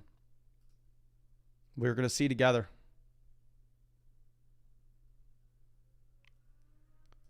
And if y'all wanted to watch the newest Flock League video, God, why didn't that save? 2 trades.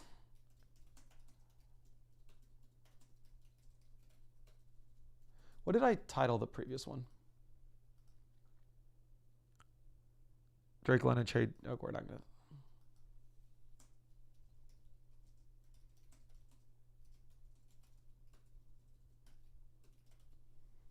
Okay, 2 trades, change the Flock League, public, set as instant premiere, save. Did that save? Come on, baby. Okay. Look like that saved. So we are probably going to call this live stream here. We went for about 3 hours answering questions and reviewing teams. We will, of course, continue to do that.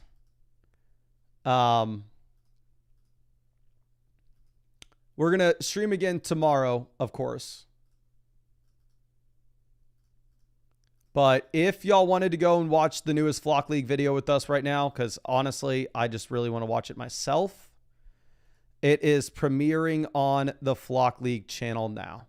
So if you're not already a member, if you're not already subscribed, just look up the Flock League on YouTube. This is my fantasy football league that I'm in with a bunch of other creators. And yeah, it's the league I care most about. I think it's honestly a lot better than these videos and these live streams. Like our draft vlog got 274,000 views in 6 days. You can see me make a trade with this. And there are a couple new trades that just happened right now. So that video is being premiered now. You can go just search the Flock League on YouTube. I'm not going to bother grabbing a link for it. And I think that's all I got for y'all on this live stream. I'm going to go watch that. I'll be hanging out in the chat. And obviously, it's not too late if you want to get the season pass. We're going to be doing these live streams answering questions all year. Season pass will set you up with vouchers for that. And at the same time, it'll get you access to everything on flockfantasy.com all the way until January 1st. It's a one-time payment of $34, not even a subscription. It's the most useful fantasy football website and tools for you. At the same time, the cheapest cost. But appreciate you, ladies and gentlemen, and really hope I was able to help you out in this stream.